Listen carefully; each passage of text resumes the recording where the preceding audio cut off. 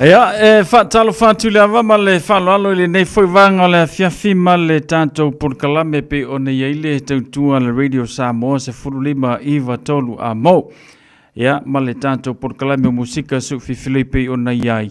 Ia, le tautua le nei whaiwanga le fiafi. Ia, whaamarulu atu o whaisitu ai mai o le tātou Purkalame o nonisi o fufuanga. Ia, ele ngata fo ilea o le tau o tau sila mai le tātou la ua luri poko ia. Ia, ele a whaina o le ala a tau mwhai atu ina ia wha le leile vanga le na. Ia, awala mai mo mai le nei vanga le fia maise. Ia, o le wha wina peo le tātou Purkalame i le nei fo ia fiafi o lona a solulu. Ia pole o ngā tonu le nei vaiaso. Whaatalo whaatilava mal whaalo alo ina ua. Luas fulmiruta le tuana tālo leo leitu la fitu tāl fitu. O le tue whaasalawina o tātu tala mai Samoa. Ia pi ona masadili tautua Radio Samoa sfulima iwa tolu a mo. Whaatalo whaatumo oe na ua mai a tu taula whea mngaluenga o le nei yaso. Ma lor se fumunuia. Ma lo fo le ngā lului whea mngaluenga pi ona masani ai.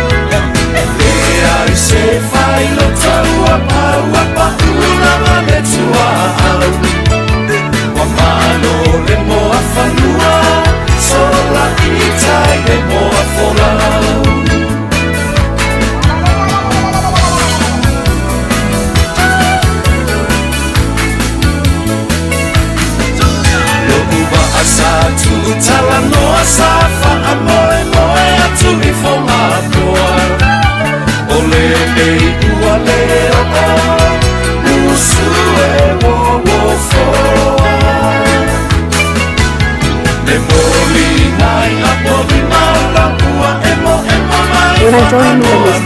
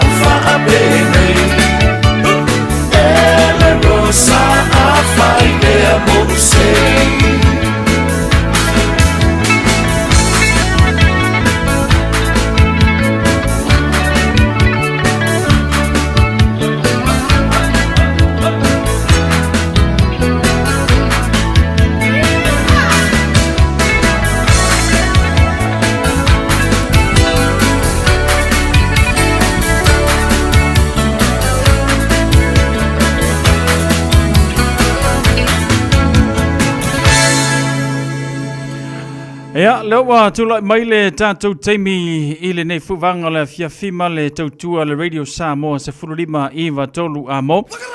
Se fulutasi minuto na tale o le itu la fitu. Ia, manatu na ua tu taula le telo fe auma ngaluenga sa ngapa tia ima le tātou watinu uma lo le soifo maruia. Ma lo fo I le taua tai ma lo le ngā lulue. Au tātou iei le tau whaasi usi ungo le masina mua mua o le nei tau sanga. Ia vi ia le lofa melanga le leio le atua ia I tulanga pe ona ia ngā ruenga maise o Porokalame whaanga solo mo tātou I le nei fo vaenga o le tausanga ua tātou iai. Niso I lātou o whapenaona to e taliu uma tātou I ngā ruenga ia maise ila le onga le whanau pe o le sole na nisio I lātou ia o nisio kolisi ia masalo po o se aso le vai aso fau o le ato e taliu atua I lātou I whiau ia mga luenga pei ona masaniai. Ia evi ia ile lofa o le atua so o lava se mea tātou te whaia ia o le angare lei mai lava o le atua mawhai ai ia mamafu ai ona tau nuu mea umalava I le lofa ma le angare lei le ngata I ngā luenga tātou whianga iai niso I lātou e ngafa ma le tau sio na ia tātou tua a sina sina ia manai o tātou mātua nisi fui o lātou ia whianga I manai whanau. Ia o vaenga umana o le soifuanga e tāua uma. Ia pāleni uma vaenga I e tolu pewha. Mua mua o lau ngā ruenga, lua o seise va ia to ina ma le lo matua, tolu o tamaiti le aonga le momoli ma le piki ina aua ne I le tolu ai tātou vaenga le na. A ei loa e nai te whainga ruenga. E mawhai ona Fetu na iau teimi mai lau ngā ruenga, whamulmole, e ave lau whamua I siau whanau, aua nei tupu ai se whaalave. O vai teimi ne ua iei tātou, ua tele le mau whaafitauri, tele le mau whaalave tutupu, ia maise lava le tupu langa tala vau. Nai o tātou mātua I mauta malawa, aua fo ina I tuua no lātou inisio teimi, ia e iei ale teimi e sefe ai, e iei fo I le teimi e le sefe ai, ia peo na o la ua I le shopping po whelava se mea sāwa vali mauti noa ia iei se isi e vaia pe supervisina ia I lātou ia pe a whapea o ani fuafuanga mani vaenga e a nga ia I le ava man le whaalualo au tātou tala noala ia I le vaenga lea o le tausio nei ta mamane tina mātutua o le aso wharaile au alua tātou Porokalame whailelo nei pespesenga murmanao ia ia sita mana wala au mai te masalo po o te lo lo le pito no ule na wala au mai ai ia matulanga pe ona iai ia nisi o nai matua ia mai la tu fa penao na asia sia tu mola tu ile nei fo ivanga ole a fiafi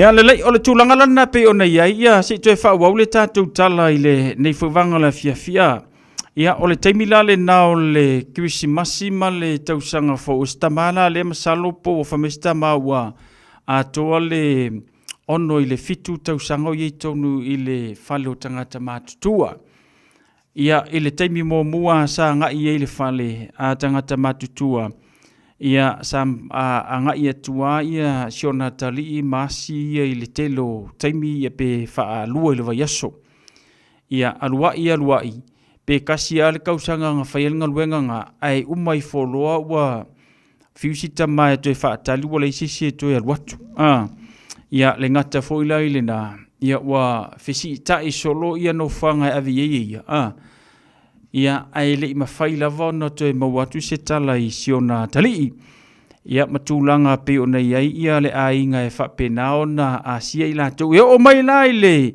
o markuisi masima le tausanga fo ia a le tala stama fifie lava la e fa longo fa fonga mai le tatu le tio la e nate sila fia ile telo mea mai se ia o isi vaenga pe ona maua ile telo tala mai sa mo po isi foi ia ala le fa sala lau ala le fa no nga la naltama ia wa le to ye inicio lo na aingo to ya sia tu even though la ia te ia laila na fa na umalanga telefoni wana so ta inga umalai ma se me o suia ia mai fengo fia lava na iloa ia le no fanga ya nga ia pe afa pe e watu ni sia se ia petai ia elei ma se si sa o watu ya sia a o iai ile temile nei il falma yo ma temile nei nei vangala na fa pupule tala vaina ia tatu tua vaina ia tatu matua fa mole afa pe nai ia siuta mapo siuti nai falo tangata matua ta ua tele le fai ma mo se va no tanga iai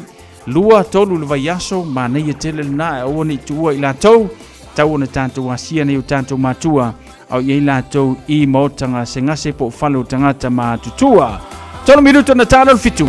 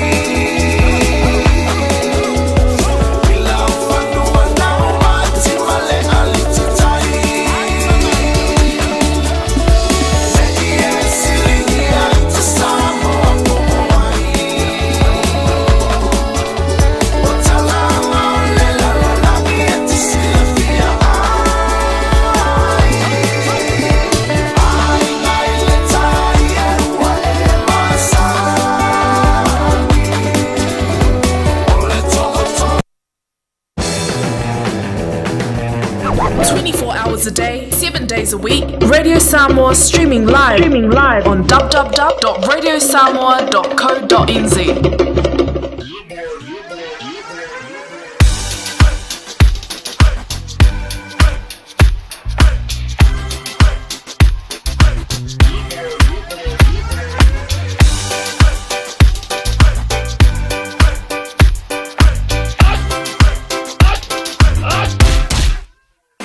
Omi te tonu lau olu au Baile pepe se nei mai mau Afifi mau Ya la watu la mele tatu taimi le wanti le ne fwanga le fiafi male tautua Radio Samoa Sfulima Iva Tolu Amo le wa tatonu le tu la fitu ya o le taimi masani o le toe whaasalawina o tatu tala mai Samoa pe ona e whaafonga i ai le tau le valu le tai awana lila a meise la foi le tu la sfuruma le lua i la woli taimi munmuli mo epe whaapena misi mai atu e taimi nei lua le tai awana le woli ia usi mai al whaafonga.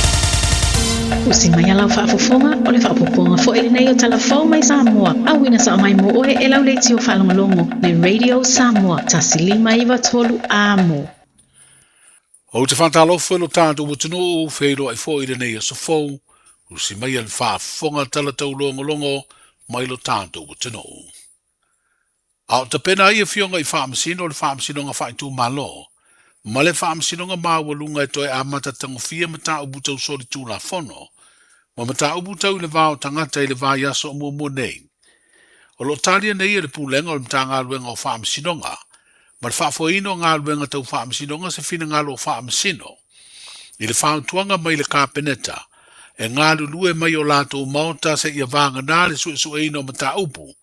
E whao ngā ai potu whaamasino, ona o tāpenanga o le ngā ruenga tere o le ato e whale le iai, le maota whaamasino i mure nuu. O se whelo inga ma le ofisa siri o le mta ngā ruenga, na whailo ai lea fuafuanga e mafua, ona i le ai se maota o le malo o awanoa e whaatino mai ai, i se tūlanga le tū mau, ngā ruenga li i matamai tai whaamasino. O le tūlanga i le se e atu o whionga i whaamasino I sisi no fuanga ngā lulua. O le sina tūlanga sa awawa ai entanga renga. Wa ele nā male laina. O le tele o potu ia o fisa ia whamautu ai whamasino. Ile o toe saunga le mu. Ai sisila nei tele o potu a tele na whaleanga ina. Mai la uia la vai. Ile o ise saunga le mu o toi ai. O le fuanga la sa ai. O le a se e whamasino e se no fuanga tala whenga. Ia ngā lulua ai.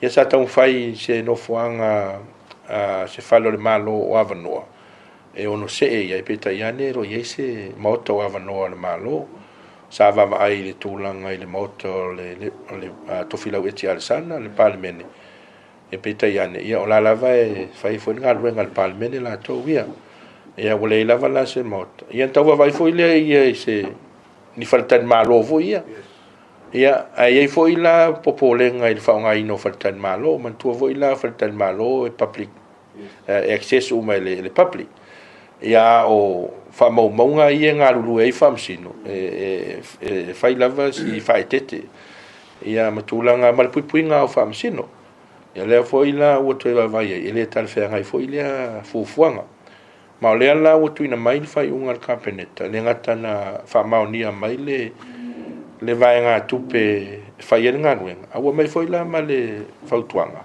mo le whamsinonga e whaonga tūlanga foi lea work from home ngā lue mai le whale se manga nā lava ua whai whamsinonga na mai la i ngā lue pot whamsino a uma to e ngai la tomota ma ngā lue mai ai ia pel tūlanga la nā la voi la ua ta oto i le whionga le whamsino sili ia ma le whionga presidente mo whamsino ia pala so la tu finangara wa ia lava le te tonunga e amatolonga luenga ia te longa tele na a fiel fatinonga ngarme ona le pa o matulanga va pena O lo winga la lo fina ngalo le wa manino e le motura tulanga le i ngalo mai i la o mo to famsino la tati atu e se se la to fina a tulanga voile na va mai ngalo mai fatel malo tulanga penga ia wa ele o toe a ngai le na fofuanga o le masino a perila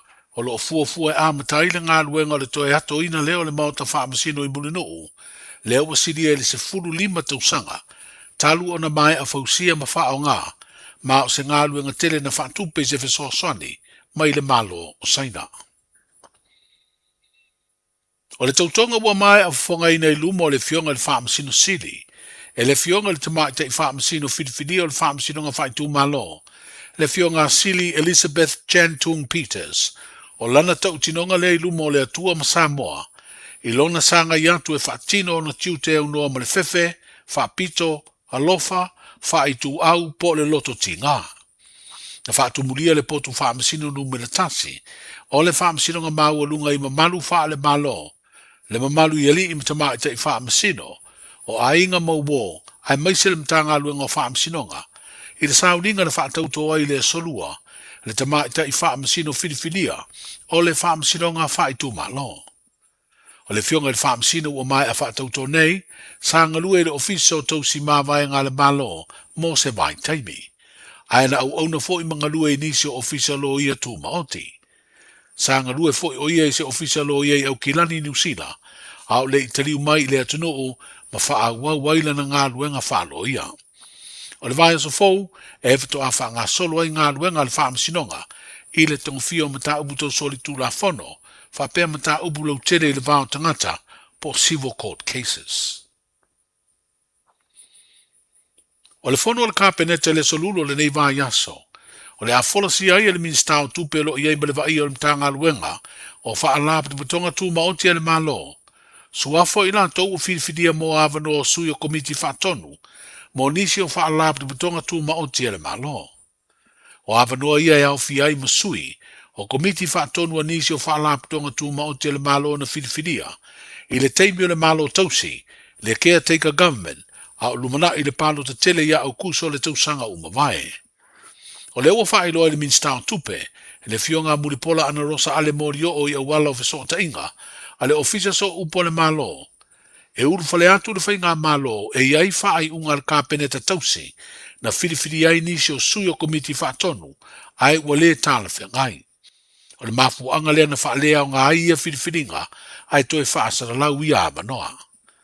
O le tato Ministry of Public Enterprises, ia pol whalaputonga o Samoa, ia i lalo fo il vavainga al Minister Tupe. Anga i maile tato whainga malo, ia ua uma o na tōwhia nisi o tato komiti whaatonu. Taimi lava leo tato caretaker cabinet. Whaisa ili linga ia atonu leo o ia ili malo si angal tato caretaker cabinet. Ile tōwhia ina ia o ni komiti whaatonu taimi nei, le alawa uma o na revoke foi ia tato avanoa nei. Ia au lea ua toi whaatino le whaasalawina. Whaasalawina ia te se mas fulfitu ia tato avanoa, tato komiti whaatonu. Ia ma o lea e taatia tato pepa i lunga le kāpeneta, e mautinoa e tāngofia i le asolulu nei lana fontanga. Ia ai maise e fo ia o le tiro lea o nolo iai ia nisi o tatou komiti whaatonu e pei o tatou whaltupe o atina au Samoa. E le o mawhai o na whaangai o i le taimile nei o na o loo mana o mia le ato o le tatou komiti whaatonu. Ma o le nei ngā luenga le tōwhia ina ia i labalana ia komiti e ta o le Independent Selection Committee. Ia o lea e sa au mai foi le update o le tatou ISC. Ia e tatou avanoa i e sfulfitu. Ia e se lau ma le whātu si tau sangan tau li maina le ISC. I lona vai vainga i tū pāli imta mai ta i fitu sfulu ono ia le tū pāli. Ia e lo sfulu balu ia le tū pāta mai ta. Ia o lena tu si tau sanga i tatou avanoa ia. Ia ana o sfulu fitu ia tatou avanoa. Ia o lea la ia ile fuafuanga ato no lea le a table fo ilunga i tatou kāpeneta. Ia mai mautino fo. Ia a mai a ona a whaamaonia mai o tatou kāpeneta. Ia o le a whapena fo ilo tu ina atu i tatou wao le malo mo latou warrant of appointment. Ina ia mautino ai fo i but o lo o mo le silafia le malo le atunu ai mai se fo i o lo fia talo sanga fo. Ia o te ilo inga lata i le tolu sfulu fo i si avanoa. O lea ia i le fuanga fo. A mai ale on board mai o tatou komiti whaatonu ia fo. Ia o le ai fo i whasalaunga mo i si a tatou komiti fo i pe lata i le tolu sfulu. O le finangalo foi o le tamai ta i minstao tupe i lea whaasara raunga, mai le ofisa so upa le malo. Na ia whailo ai o le masina fou o Februari, e amatai o na wha ngā ioi le sitalo tupe tangata nu o Samoa, i lātou o alala i Samoa mātunu i Fafo, mo lātou sea i le company waalele o le Samoa Airways. O lunga o penga te whailangi o le awha ngā solo aire le sitala e whaatino, e le ofisa o mawai ngā tausia Samoa le UTOS. O iei fo i le fuafuanga e malanga sui o lea whaalaputonga le malo, e wheiroa i malea tunu o alala i tunu i Fafo, e whaatalatala no a tiri aire tu ina atu o lātou sea, mo le company waalele Samoa e peo na fuafuaina, e au mai eini waalele te tele selua, mo le toe whai o malanga mai Samoa nei anga i atu i New Zealand, Australia, ma Amerika. O le kolisio Samoa i vai vase whapelea o ngā whamasani o le leamo sa, wa usia le selau pasene o tongi ua pasi ei whanau o ia kolisi, i le vasenga tausanga sa fululua po le ia 12, na su e le tausanga umawai le suenga sa idi ei whanau o le atunuu, e usia le lua selau tongi po maka, e ulu fale atua i le vasenga whawai o le Universitea o Samoa. O le kolisio avele ma le kolisio le whanga, mo tutusa i le usia o le ivas fululua pasene o whanau o pasi foi, ma usia tongi e ulu fale ai i le vasenga whawai, i le Universitea o le atunuu. O le kolisio sangata malia i vai moso, valus fulwono pasene, o le kolisio Robert Louis Stevenson e valus fulfa pasene, kolisio malua fou e valus fululua pasene, so o atu i aire kolisio papauta e valus e fulu pasene, ma le kolisio le whaatuatua e fitu se fuluiva pasene. E feo lolo fo i le numela o kolisi mau le lunga le malo, whapea e ka le si o lo au sia le lo ifo le fitu se fulu, hanga i ane i le 5.5% o whanau, ua pasi ma usia tongi e lua se lau, mai le mata upo le ngana peretania ma mata upo le leia tonu, wa hanga wa ai o no uru fale atu i le vasenga whavae o le Universitea o ao le tātu kutino. Pei tai o nisi o kolisi ma o ngā mau le lunga, wa mori mawina i le whai unga suenga le sasala si, o le tausanga umawai le whale tonu, ma wale au sia tongi e lua se lau. O whanau ia e tusa ma le tolsu fitu pasene, i o lātou tongi e le vāleo le se lau iwa sfuru iwa, ma le se lau lua sfuru, mai anga waa o lātou tongi e mawai le uru fale atu, i a o onga wha matata ese, lea e tā ua le TVET, po le Vocational Education Training, lea o loi tu tonu lavo le Universitea o ao, a Samoa. E lua awheo no se lau whanau na sueina le suenga le sasala si, i le tausanga umawai, lua o lua lima, mai kolisi mau le lunga e fast food tasi le tunuu, e au fiei kolisi le malo, kolisi e kalesia, whapea o ngā tuma oti.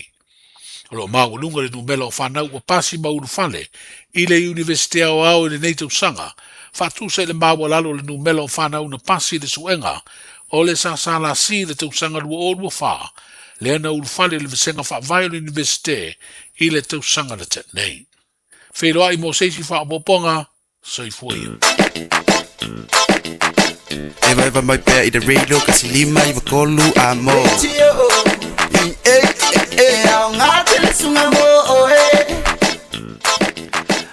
Ela no wa mafai ona whaafonga le tātou tunu le toi whaasalawina o tātou tala mai Samoa i le nei fuwanga le fiafi. Ia, saudia mafonga natu e le Suia Radio Samoa, tau whautanga vaia tipi utanga vaia. Ia olo whapena ona ngalue me tautua mele tātou tunu o wale tu whaatasi o tātou tala. Ia ole o ngātou tonu o le nei fo iwa yaso. Se ia ulia le tānu varu le aso atai au. Ona toi mawai leo session whapoponga o tātou tala. O mea lo tutupu i lau whanua o le tātou tinu. Sa o whaalongolongo mo matamata i le tora lauina mai e le a fionga le lipa le mia o kolisi. Le lei, risotto o tamaiti le aonga ma kolisi, mana o mia tele. Ma kolisi, mana o mia. Rono winga a mana o mia, rono winga le tele senga luenga fai ai. Mana o mia tele, rono winga e bakua ke le a senga luenga e fai ai kolisi le nei a. Alu ale lau mai o le o kolisi nei.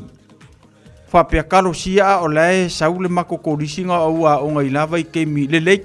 A woi, a lau mai le mako kolisi le amakanga, mana o mia tele. Tole. Sau mai si kolisi, mana o mia.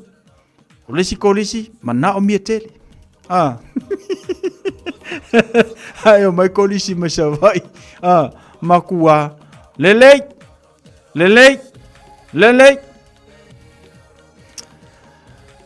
Wa ese vai te mile wa ye kolisi.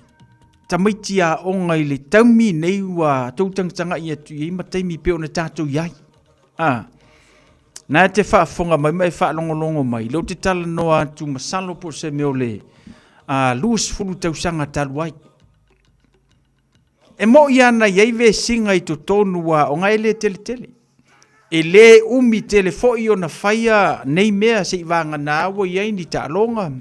Kwa iei le ngai vivesi la iki.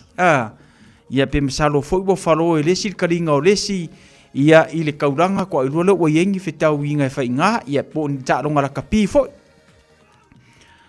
Ai ole teimi le nei wa i le tupulanga le wa iei tātou. Pei ona tau sila atu i me tu tupu mai sa mo i teimi wa onga. Le i lewa fufusu. Le i lewa wa kungobo kumu mat kaulanga whetaui. Le i lewa apia mai rea korisi, whai uraulanga. Apia mai rea korisi, whai ingu ngā apia. A saule risotto suenga manao mia tele. O le se sengala nao vai teimi ana tātou iai. Ma vai teimi le ua iei tamaiti ia onga i vai teimi nei. O te le! Ta ea le ngā ruenga a li i matamai i whai a onga o lea kolisi ma lea kolisi ma lea kolisi. Le ise me whai i fua whai a onga. O lo o whai le ngā ruenga whai a onga. Ai o le kamai kiki lava ia i le whao ngā le o le melea. E mafu ai o na wha le tonu i unga o suenga i tausanga ta siwa penga fo inge ia kungu. Ane le le kamai kiki le a onga. E sau fo le whai unga o le tausanga. E le resound te maua. Ai a uwa ai akula i le mele na lau mai nei sa mo le fionga le pāle mia. Kele o kolisi sa le tūlanga to tele tamaiti e fo ilea e ausia tūlanga maurulunga o tongi ma o atua university. Ia le sa ura manga o mia. So le manga o mia kele. Ia na kango le wha kusa vai kemi ia o tātou ia o onga. Ma nei vai teimi. E mo ia e le pasi lau skursi ma lau iu ira vai kemi. Ngā sa i ule le ia tātou tamo whainga i la vai kemi. Al mele o iei kako i kemi ngi sole. O le o le aus county e o ngi makau kia. E muri e le pasi ka le alua va kungobo swingi rungo le au wale le o le au la kira wo iei samo. O se whaanoanoanga te lele nā mō nai mātua. E iei mātua le lei te lele whainga o tamaiti. Ai o ese kuloka mai ki marifale la o i lea onga. Pewa wa aingi, ka mai i sumu vo i e wange whafonga lea kungu. E ese ala ko me whai. Me whaale ngai umai a o onga le ai ma se resort le lei e mau e tamaiti. O ngai mafua mai o le wha o ngā le o whai ai ma le mafau taimi o aonga. Le lau a sau le lisi. Wa tau sa ili ai e le malo se feso soani. Ina ia mawhai ei ona to a tele tamaiti e ausia tongi mawarurunga. E anga ia tu university a le tātou. Tinu e mese nei atunu, malatu nu e pe ona to tele ia. Alo matama whanau o whamanu eina i whae longa mawarurunga. Ia ai a maungi kongi mawarurunga ni e whaparu pe mai lea onga e a or kaulanga wa kongo fusu mai. E whaparu pe le kaimio lea onga la fia moe le kaimio lea onga e le ile wawa kunga la le whai mari TikTok i lalo le uru. Oisol. Ia mena ngai maua. Mana o mia tele. Sau male lisi mana o mia tele. Tātou tamiti tau sanga le nei lua o no. A whai sa wha le tonu. Toi tau mawhai mo le tau sanga. Ioe. Awe te wha lango tele. Ia o mātua lo pisi. Ia e sua le tupe tausi ai oe. Ma whawhanga ai oe. Ma whai ei tongi ei pili ma a. Ai ke lele chance oe. Ngā lo alu le aonga. Alu le aonga. Ioe. Alu le aonga. Laku le whale. Fai se mea onga, malo lo, ai baba, ile ai men ko me fai, ke masalo ai ko me fai, whalenga al furu ngore ipu, ia matapenga fale that's it a onga le songa fu e kau le so fale le vai ka ke ofo le o se resort i fa unga tau sanga ia ai le mai ko wa onga e tu wa ye nei ma tu o la fia mo moi le usu le tai au su el kupe fa ka we ko me ai ko ngi ko pili fa ka we ko ofu a onga fa ka we ko se vai e vai le tili no winga te tau ona e fi nau mano si mole nei tau sanga sa ili se ai ia e te alofa ai i nai o matua. Talo tau mo tātou le so malaso a tai au whanga solo tu le whai unga newa yaso o tātou au sia. Ia a me se fo le tulanga pe o ne ele lolo wau le tau i newa yaso na se mawai atu ne o le so whamawina lua se furma le lua te kiri le malulu. Ia pon mafunfana pe o ne ye tātou. Langi le leile talo tau mo tātou pitai. Ia na ye lava foi nei awa i le langi le ngata foi leo nei toulu ne te munga niso vango le tātou tinu. Ia e matele lava foi na langi le leile talo tau mo tātou le so. Anso antai au whamawina lua se furma le lua te kirilo na malus fuma lua na mafunfana pe o ne iai. Ia langi le lei foi toulu vavasteloi ne te munga i lanso antai au lona anso tofi. Ia whangasolo tuna asa froile le fai mai lua se furma le lua te kirilo na malulu whatulangaina. Ia pe o ne iei tātou ia langi le foi nisi o vaenga pitai ma tele lava foi. Nā ta uru vavasteloi ne te munga i nisi nu tutua oi pe o na masani ai le tano tau mo tātou. Tanto tunu o Samoa pe fa pena sa uni sa fainga malanga. Luas fruiva te kirilo no vela palasil te munga mo Samoa. Ma tele lava foi le tau o Samoa ili to ulu ne te munga la jiti stay me ma waisi na masele. Ia ma oswa ile mata le la pitai ia te munga le telo te militantu tunu o Samoa pe ona fa ilo mai le talo tau ile nei foi ia fiafi. Fango tanga mo le tātua tunu le na o whanongolongo ala nei inisi tātua disu mai Samoa ia e o mai le soe le maua se tasi o tamama le fiongo tia vea pesao ia totolu i lantou nadu le whaiva i le vaiaso na se mawai atu nei maua ia le tōlua ia ai loo sa ilia pea ia le tō tasi ia pe tō whai lantou pea ia ai na o sina whautuanga lava fo ia wha le tonu le talo le tau ia sila tutoa mo le saunga le mu mo tātou. Ngata i whalo le tātou tenu se fulvalu minute te ele valu le tāo sua ngata i whalo au kilani a whalo valu le poa na neo le atu e mau mari atu le ngata i whalo mo au kilani ia pe o ne yeile so.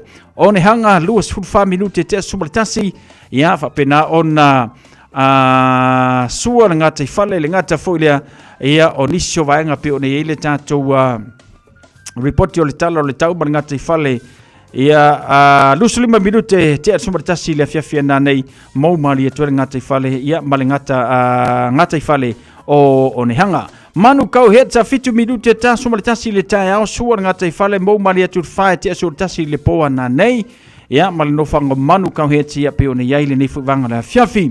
Mori mai pinti le whamawina se 1 minute ta sumaritasi le tai au sua le ngata i whale mau mali atu ile 5 minute ta sumarilua ile a fiafia na nei. Kalena o whainga whaiva ia por vaenga lo tele ma ano noa iai ia le fingotel sami ma le tele leia ia le whai mai o le so langi li lei, tai au langi li lei, a so froile langi li lei, ia a so tonai ma le sa se ia pa ia le so lua lo vai a so fau le whai mai vaenga lea ma kua i langi li lei atu langa o talo tau mo tātou ia pe ona report ia mai le ofisa va ai tau ia e au kilani mo tātou ile nei fo ia fiafi. Ole tulanga na pe o le talo tau ngata i whale mo le tātou tenu report ia mai le ofisa va ai tau iau kilani fa ngā solo ia iau fufuanga ole whaiunga ole nei fo i vaiaso.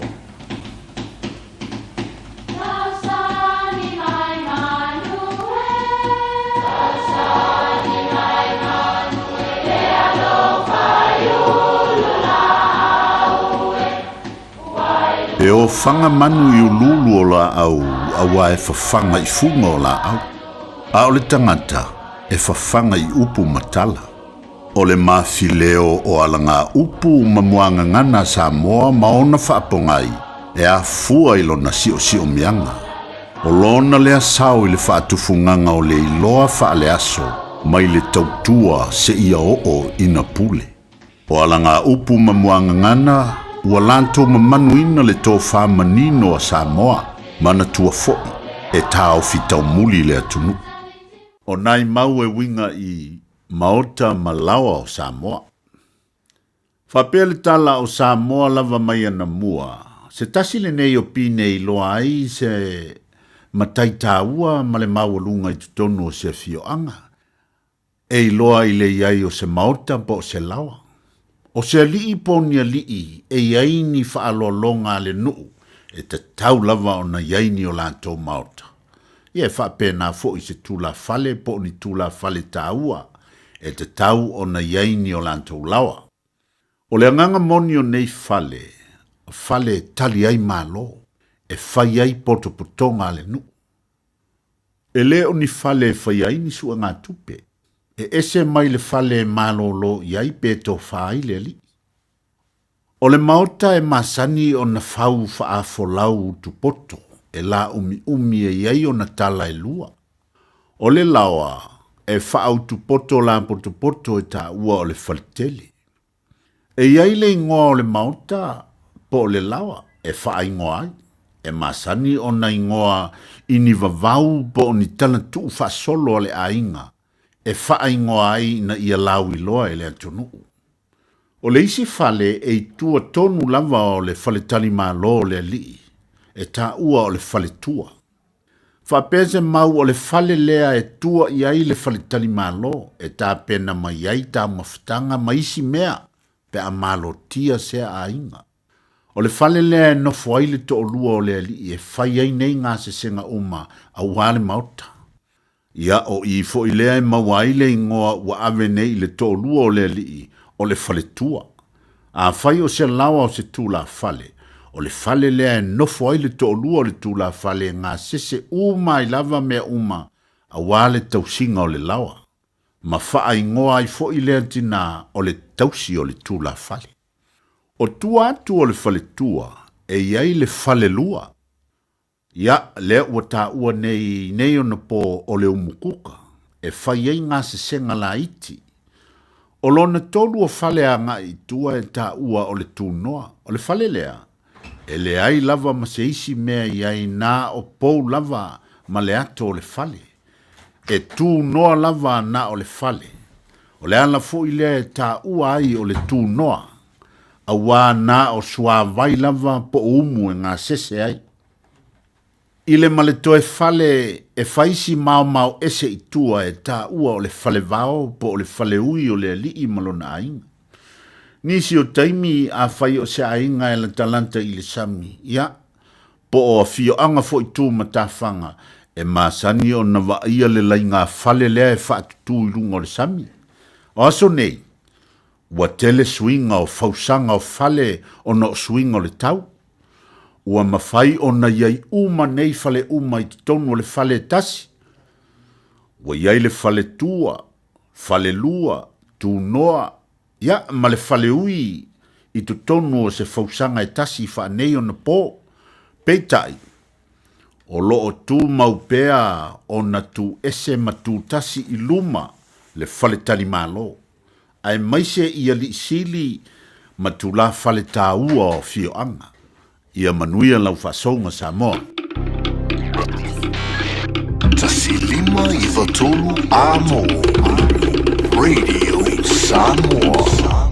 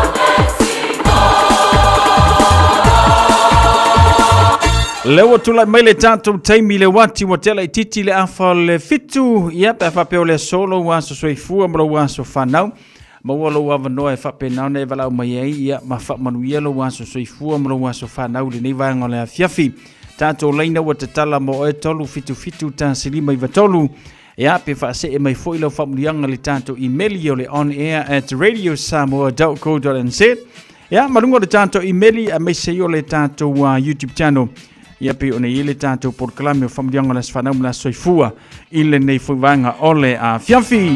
Tātou leina wa tana mo e tolu fitu tā silima I vatolu. Asa yo sa ili atu pe isi tātou emaili ia ile nei fo ia fiafi mo le tātou porkalame o whamulianga las whanau la soifua.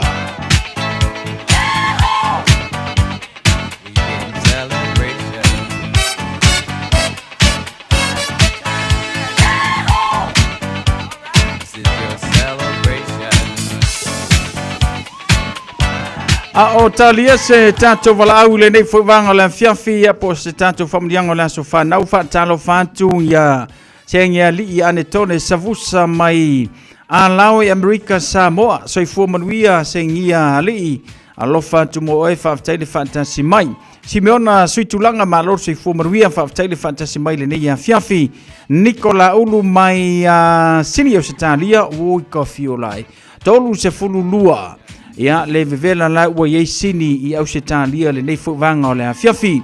Whaatalo whantu ia le au ngā upu tō muri mano se fumaruia mai perfi au se talia tasi le pito nuu e whaisi vevela o le tau ia ua masani e lava ia le au ngā upu tō muri le nei fu ia afiafi ia ma le tātou porklame. So ia Dan, alo whantu so Dan, whaatasi mai rungo le tātou YouTube channel.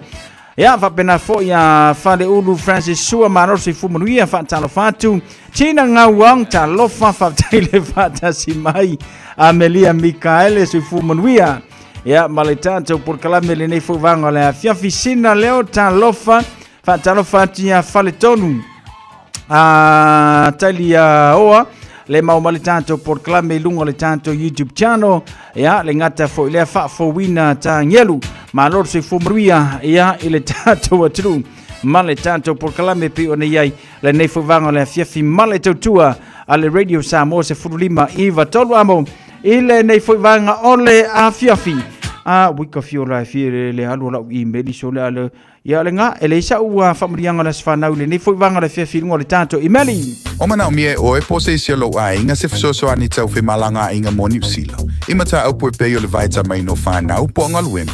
A whaia lau tali o le ioi, wala au loa Ken Fernieho o le Fern Immigration Services e iaila na lai sene, ma o silia ma le se funu lima tau sanga hola na tau tua.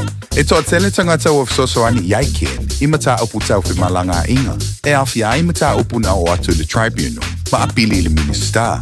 Tanga iana e le Facebook, ma le upenga te whailangi I molimau. Mo nisi whamtalanga, wala au mai le Fern Immigration Services, o luatasi, tasi lima tasi, o lima. Avia maua sosa, Omega ka, ia maloi moa, Omega ka, sabale tau mofie, Omega ka, fili mai loile Omega ka. Omega Cars, lua selau Cavendish Drive I Manukau, po le telefoni o iwa lua vitfitu lima valu tasi lua. Susu mai Manukau ne, Omega ka. Malole Casey Omega Talo for Samoa, o Mr. Cowboy le nei. Fa foga, ma mai mo mai fair I le Radio Samoa. Whatalo whatu le tātou porkalame ia I siwanga le mafuta mai le tātou tautua le nei fuivanga le afiafi ai sama naima I olo naso whanau ia te sema alo waku ai sama naima Josephine sa si ule mafuta mai le tātou afifianga le nei afiafi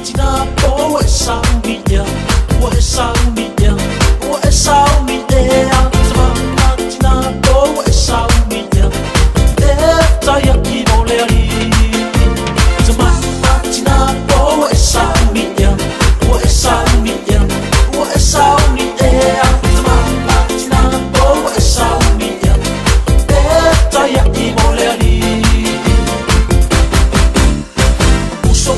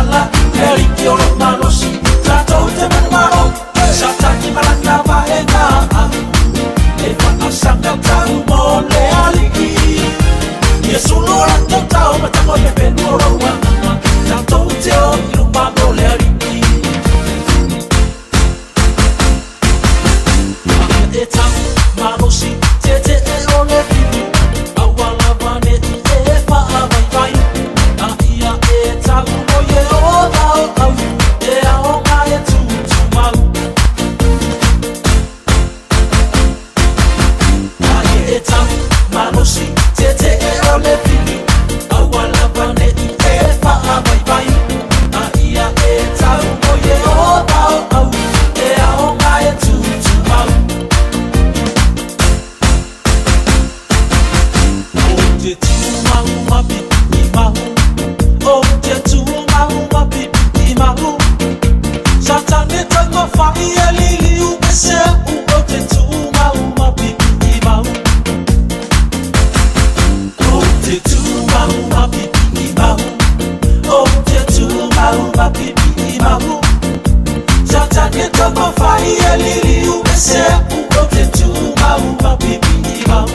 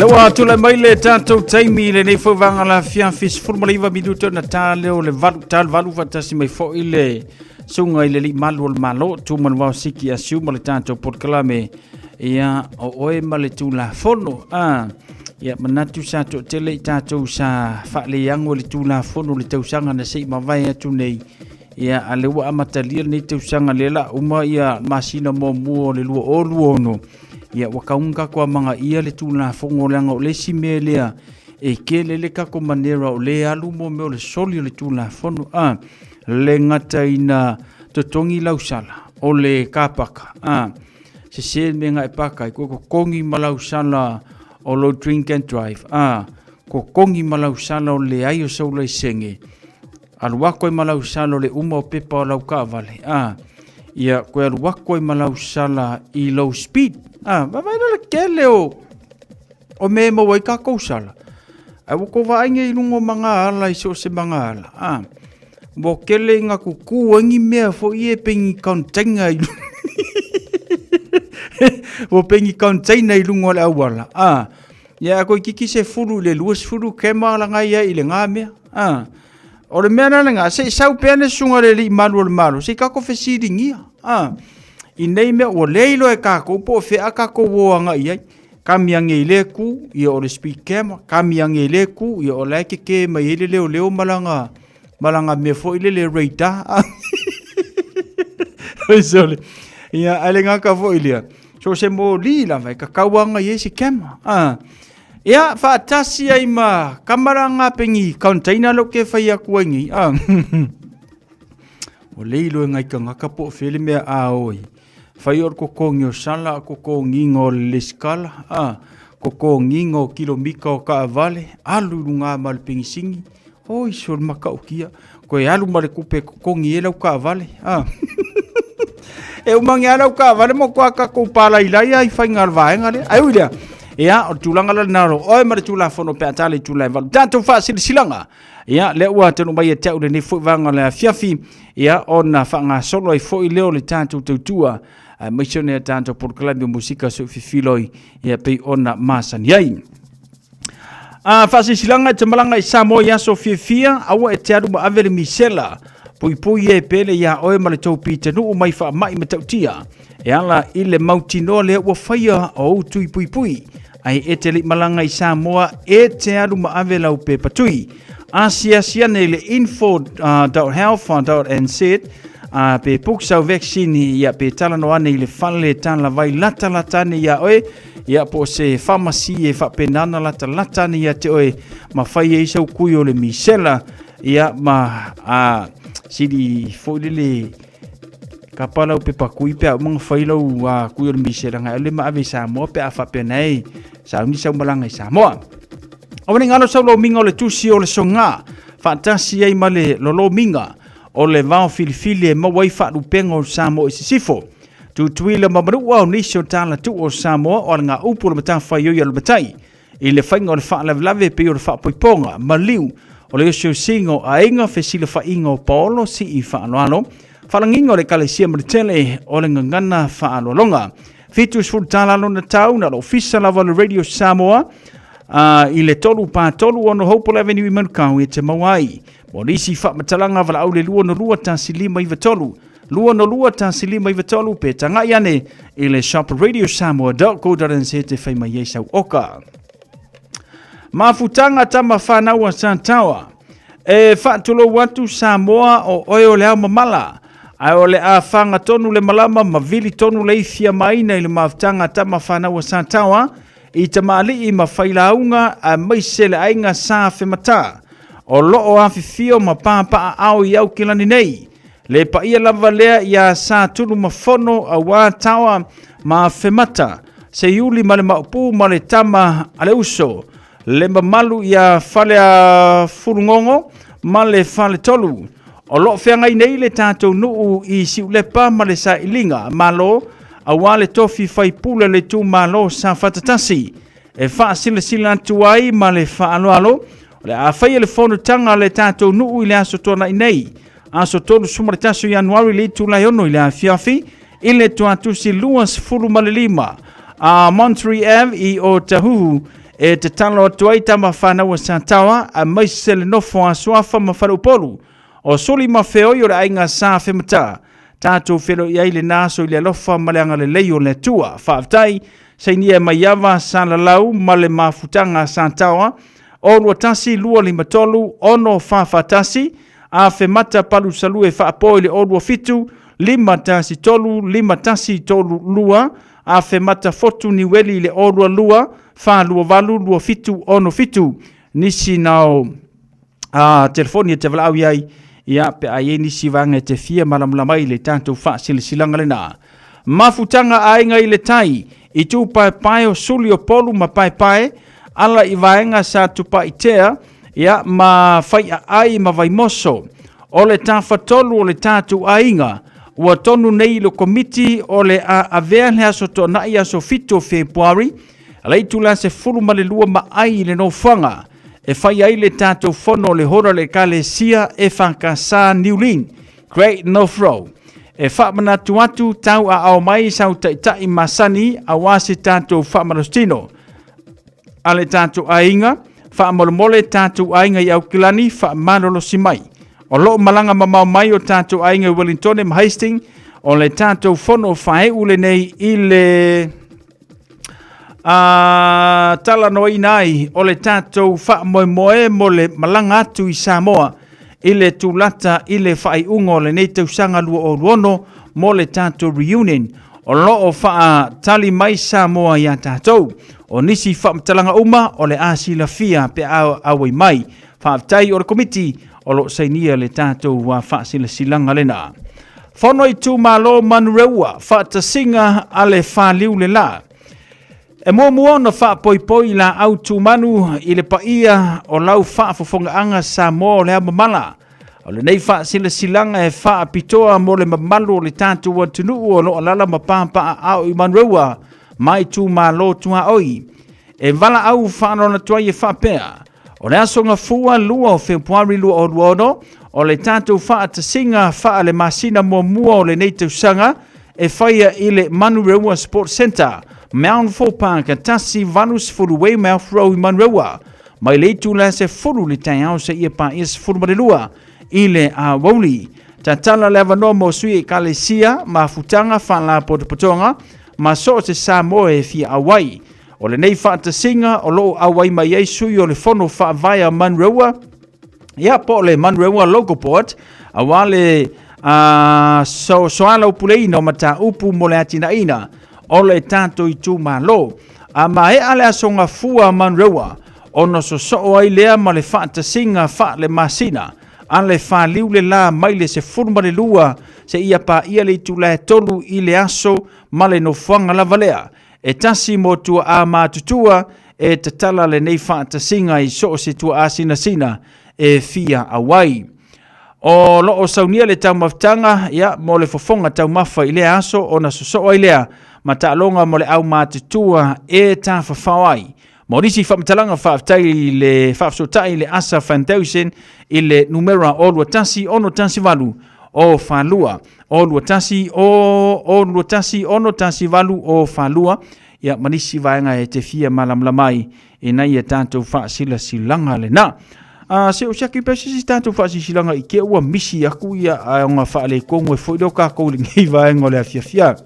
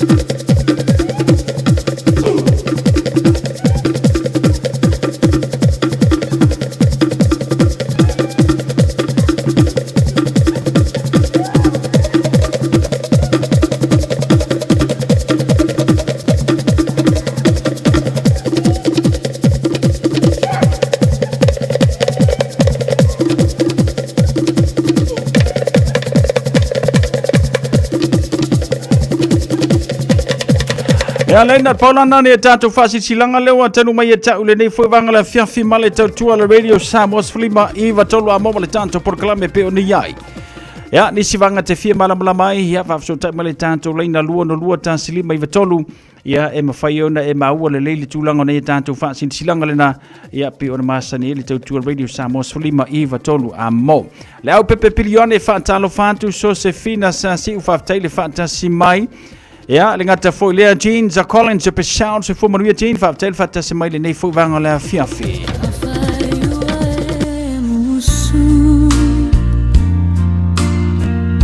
Sei fai mai sau te atua ai fia lo alo fa valea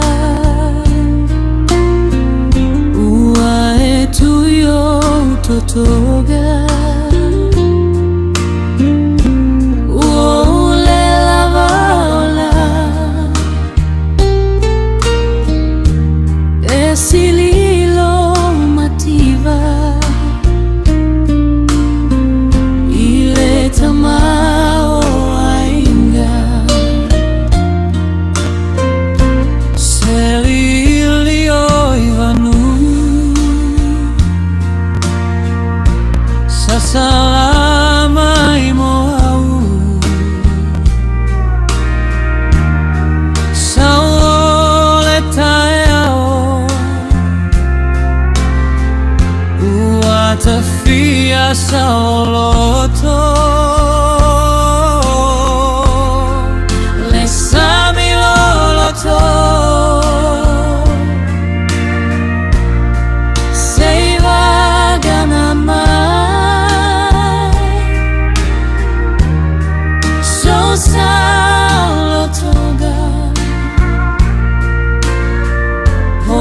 Fea ya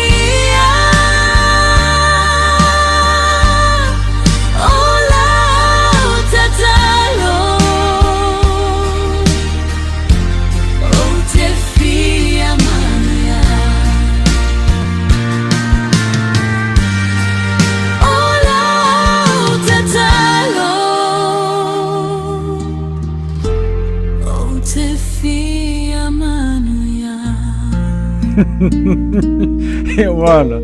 Me ngai mongor ko kau fa sos, wailo. Ia ngara wa kele ngai. Tina ngawang ia arovat io e fai a me ko ke manga oi io awa yer ka nga kau fisa vali io. Awa yer ka nga kau fia moi. Ia pera me le nga me o le kare va. Fa fianga radio Samoa le foi vanga na via fi.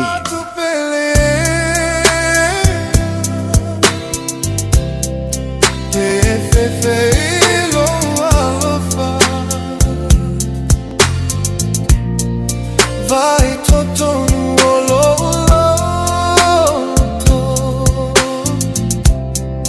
Now e olo iai Now tu si se la pepa Fesilia so alofa Peole Manuele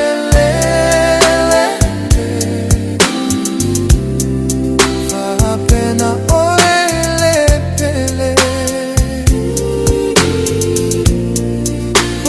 Fea e te malagai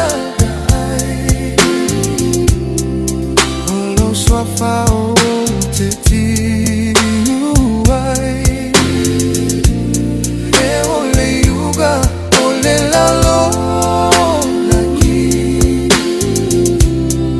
Tate tu mau fatasi Moni lava o te lo fai a te oe Moni lava o te mo o mia oe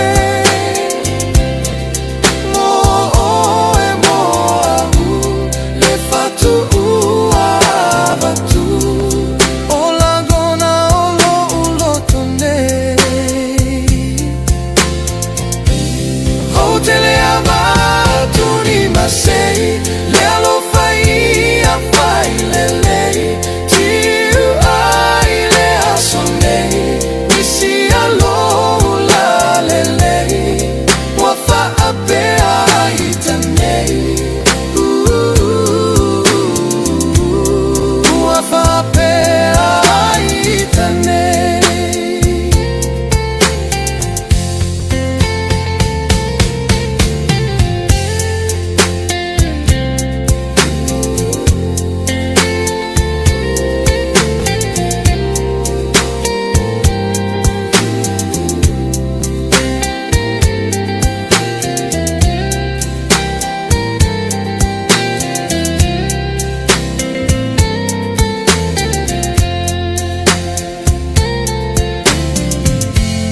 Hey ole Manuele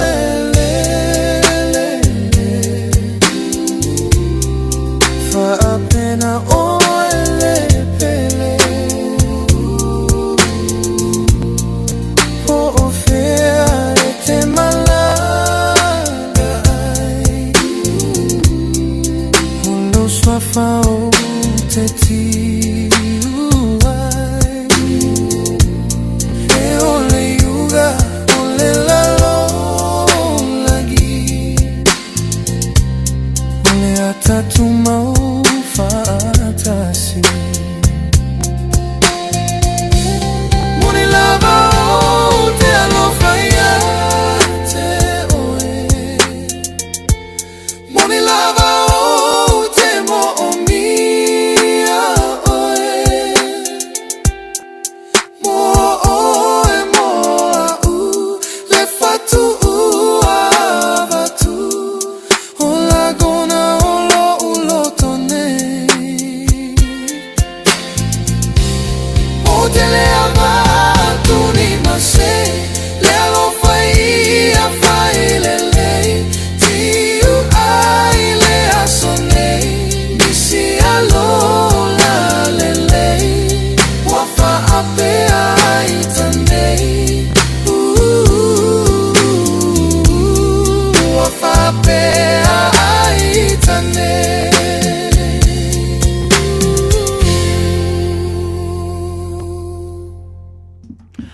Ia le na ona ia tātou whaafifianga so fifiloi le na o le nei foi vanga o le afiafi.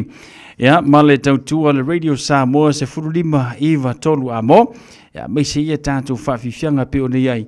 Le nei foi ia afiafi lona a solulu ia poro ngā tonu neva yaso. Ia ala foi le ia tātou whaafifianga meise. Ia o le tautua le Radio Samoa se furulima iwa tolu amo. Masani le tātou tautua pe o nei ai le. Tai ruava yaso ma wha atau taia.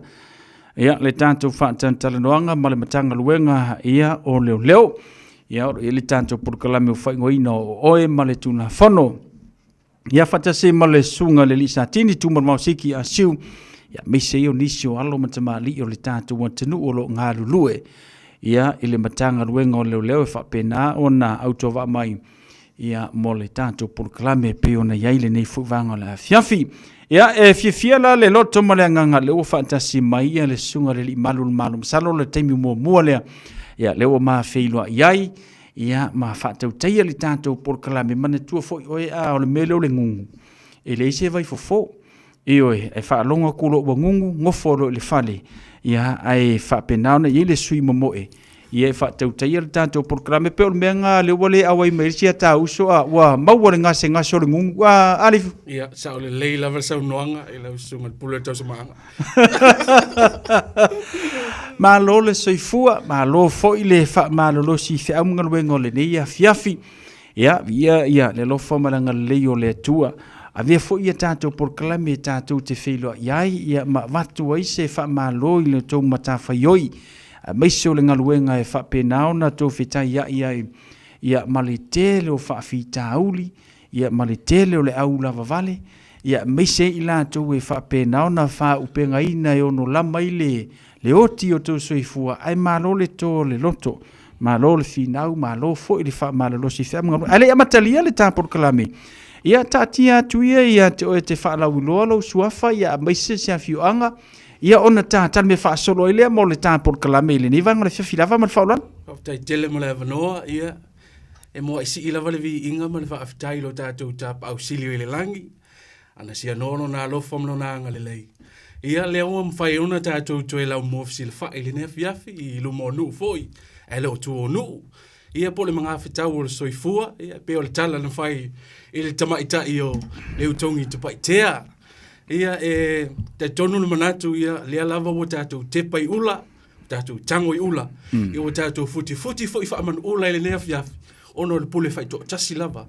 Alo tātou tāpa au sili i le langi, ia vea ilo whaatau waa i o nei o lifu, Junior pe telo moa au, ia o te sau mai le la whanga leo, pui paa ma le visa le moa, ia leo te whaipoipo le alo tamaitai o sila whau, le tamaitai o sina, ia o to tolu si a maa whanau, ia e avea i fo ilo whaatau waa, e whai ma whonga tau muli fo i o le fionga komisina, le ngā te leo le mtanga duenga o leo, e maa tau te o fo alofa, ma whaata alofa tuai, i pa ia sau ngata ma sau te tafo Samoa ia i mai lava yo na maunga te tele se ia pa ia na yalo fo i mana yo tātou whanau ia mātou te ofo alofa ma whaata alofa atu e whaata alofa atu fo i na yo tātou tua asina sina whenga i pēa ia ma le whaiva le tapua ia o alo whaiva fo i tama whanau o si a tātou atunu e whaata alofa atu i mtanga luenga i tama whaasau le langi i au auna tu tofi le atua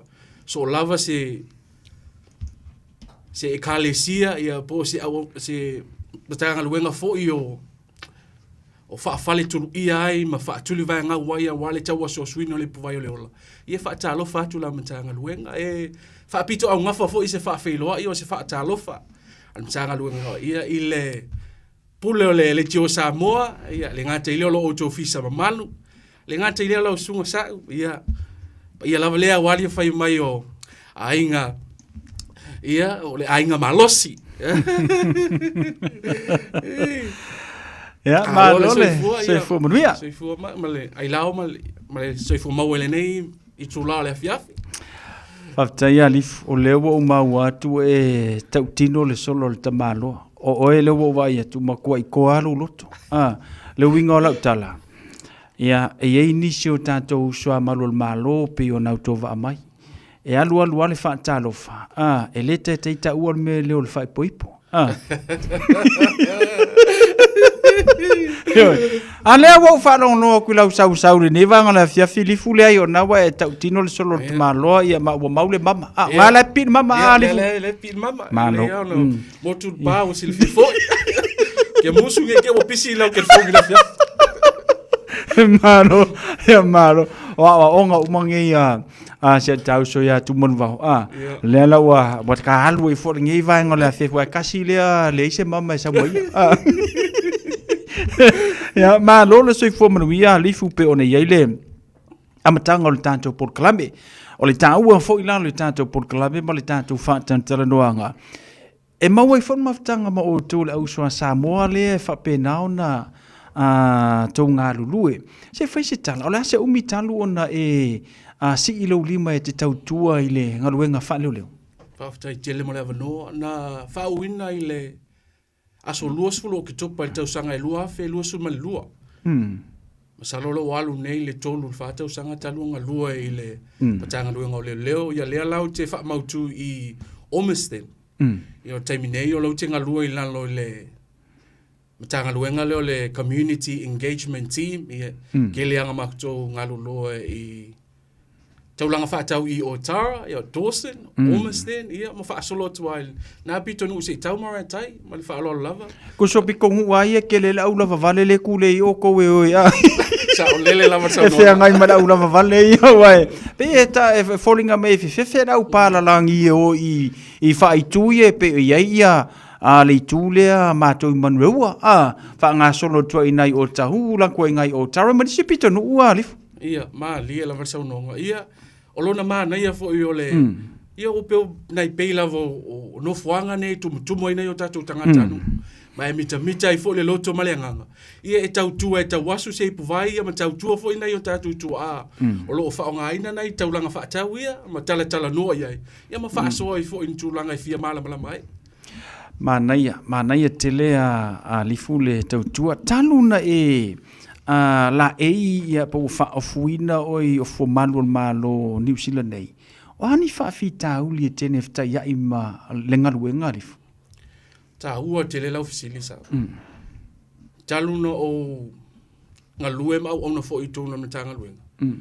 e peila vole ole ava malosi ia o tango fia fo o fala au fasaina ia ole na fo imala inga le nei taimi tupulanga talvo o nai whanau lalowa oa, ia mo ai foi le loto mai whanau noa i foi, ona ole age lo e tupulanga le taimi nei, ole a tau talamanina o te pēr, ole sful wha tau sanga, sful tolu tau sanga, ia le o tele no la tau whatauina ia whala au whaasaina se tulo, pe ole whanau noanga na ia a tonu e le o mamafa tele lo la tau mawhau taimi nei, ia o taimi a tua su ratau sanga o taimi na e sa wai fisuia inga i mawhainga tai foi ia ma la savalinga o leo langa e pe o tasi na whawhitau li o lo o alia e pe le taimi nei fola au fasaina ia male tango fia fo le ava malosi i no fuanga faitele o le taimi nei o te tau tino atu sa i Otara se u whaasoa tu pe le area leo tinga lue ia i Otara ia e mana tua foi e no fuanga fo ie fa asao na tau mafaina ile ava malosi po le lika band area ie tele na ie tele nei o tatu tangata no la tau te atu fo ile le ie fia ta alorti AP ia ma tau mafaina ile ava malosi le no fuanga fa penei o le sala la ia e lua se launi masfulu pe afa ie mau tau mafaina le ava malosi no fuanga nei e pe ona no fa pena atu dona ta longo te pia mas faula matanga luenga ia tau tuangalo saunga le mu o le tu sa fo yaso e se fo sa le nei vai tau ta tu wolai ia pe o se tali pupu atu na sa e ta ualva nga leo le lika pen ai o le tele a tantala no le community a Samoa to ia nisi ngangana ile malamalama ile tatu ngangana a meta watu pe ia e fatalinga tuli le totelo tatou le ngata le tupulanga Samoa o mai ka fo ye matutu o lo mfai pe ona vai ai no fuanga dei fata se mara malosi ali ia sa o le leila vai le se la sa noanga pe o fa no noanga na ia upu masani le atunu ele o ia la puata mafainga ia ele au nga fo mo o ili o lo va ia upu tu se tu fa tu long o le tau long pe ma ta long tu pe ia atonu ia ele tulanga mana ia fo ele tu pulanga la lo va o la no fuanga faitele ia mau te tau tina o le valu pasene o tangata ia tano fiele ava malo sile lika pen area ia ona i o tatu tangata nu tangata lava Pasifika ia be ona na fa pena atu mana ia ile tipa men le tenga lue ai lifu leo te maua tu e ia ile engagement fo le peol vaanga le te ai na ta ua fo ia le tupulanga se fulu tolu se fulu fas fulu lima tausanga faina la to fa tawina mo fala fa saida o ia se por kalambia le matanga nuenga tu fa ta sia ila to nei mole a o ina ia la to ilo ai le tulanga le leile la tu te faia fa bon lifu ia la ia matanga nuenga fo o ta o le youth engagement team Pio la to mata fa yo ile la to te fu le la to te asi a inga le o lo ia nei fa na ia o le tu lang ia kel po lu va ya so tal waina foto a fo email malanga ale youth engagement team le na o i rotorua o le e ka o le blueprint o la to ia na to tapu e ina le so i fu na ya lo fa na ia pe yo e ma na ia na e o i fu ile o le wola i tutonu o se fata ita inga fa pe le wola i futu pulanga o tutonu o tarana ye le ala wota mfai mtanga luenga fo le ave fa fo atu o kilani ia se isu e fo se va ai ya tonu isu e fo le ma fo fau ia ma expose fo le na isi fo yo na tua ia ma na inisio no fuanga fo le ma fai ona to e fa o sofia le nganga o le fisu ya ino le ma fo fo mo le nganga e sui se awala sa vali ai pe o le mtanga luenga le e tele fo inisi fo yo o matata le an mtanga luenga o lo mfai so swani na yalo nei mafanau ai ta ua tele le pitola au matua mtanga luenga ia na ona tu ta no ngolo watu ia ai au normale ngaluenga fai le matua ia asa male mau pai pe fo poleto ma lia le sanuanga li fo mana ia le a fasoa ma le tufa mai ia wala fo ile sila fio le tatu tenu I tulang na masanio na fetaya I maoto I le aso ma le aso a mese lava pitonu nei lifu tula wan fa fonga le tatu tenu o lo alamba pa oi pitonu nei o taro tau sawe ni monreua fa matai se ale ba fu angere ne fa tupula ia le telo mau fa on ma ko piko ngu so le ke fa ya ku lifu e kau le ya ku se fa ka ku spa ia se afia fi ai le fo ngore Ola kama feka kuspa ia fo. Yo. Ai tulanga le pe one ile telo fa la pito no nei pole. Masalo ai ole telo tupulanga o ia ai tono pito no nei lif. Ma le la vai se la usa no. Ia fa malu no fo ile usunga pe a fa le fa ka winga lo. Le fa va ola kuspa ia le ako. Ole fa tino ina va lo. Ai sa le la tele tupulanga. E ma a fo nei. Ia e pe ona fa atu te mi o fano ta ua yo pitola au ale al matua ta ma mantina fo o lai fo samo o le ma sanya anai na yo tua a fo I o sho ta ma fa ilangi fo langa e malu no le afiafi pe tale ono poto le tono fale pe se fa nga lotu fa afiafi le ainga ia e pita ia ne lo to mai I nei atu no ia o se a to va ai le na tu langa ia pe te tasina tu langa e mafai ono tapu ia le ola le tu langa fo ia fa le fa ingo fiela la to fo isa valinga na lo le ia o lo te lo e bisi nga luenga ni si fo yo nga luenga fo le shift works ia e taua te le tato nga luenga fa le matua tato te tapu e lo fa nau ia wa upper tusia o tama tu sama no ala wa o ina matua mai le to te ai sai lava pe fa pena ia o mtanga luenga ia no le atu fa tino nga luenga e va tu fa tuanga fo ia e ale ma losi ma le matua ia te tono fo ia taua tele le patele wo ile tantal tanoanga lifu le wo e sau noa ma fa fonga le tatu tunu o le matawhai o ia leo le whaatino le ngaluenga. Na e tā ua taimi nei, peone e saunoa, masani tātou ia fiafi whale ainga. O tū foi manga mātua, e kasi arka mikiki misi whesiringia. Whesiri larka māpor ki ngarka mikiki e se sere kari, ia woi loa ale unga e oie. Leo te tala noi vai teimi o tātou ma whaalongo ma futai mātua.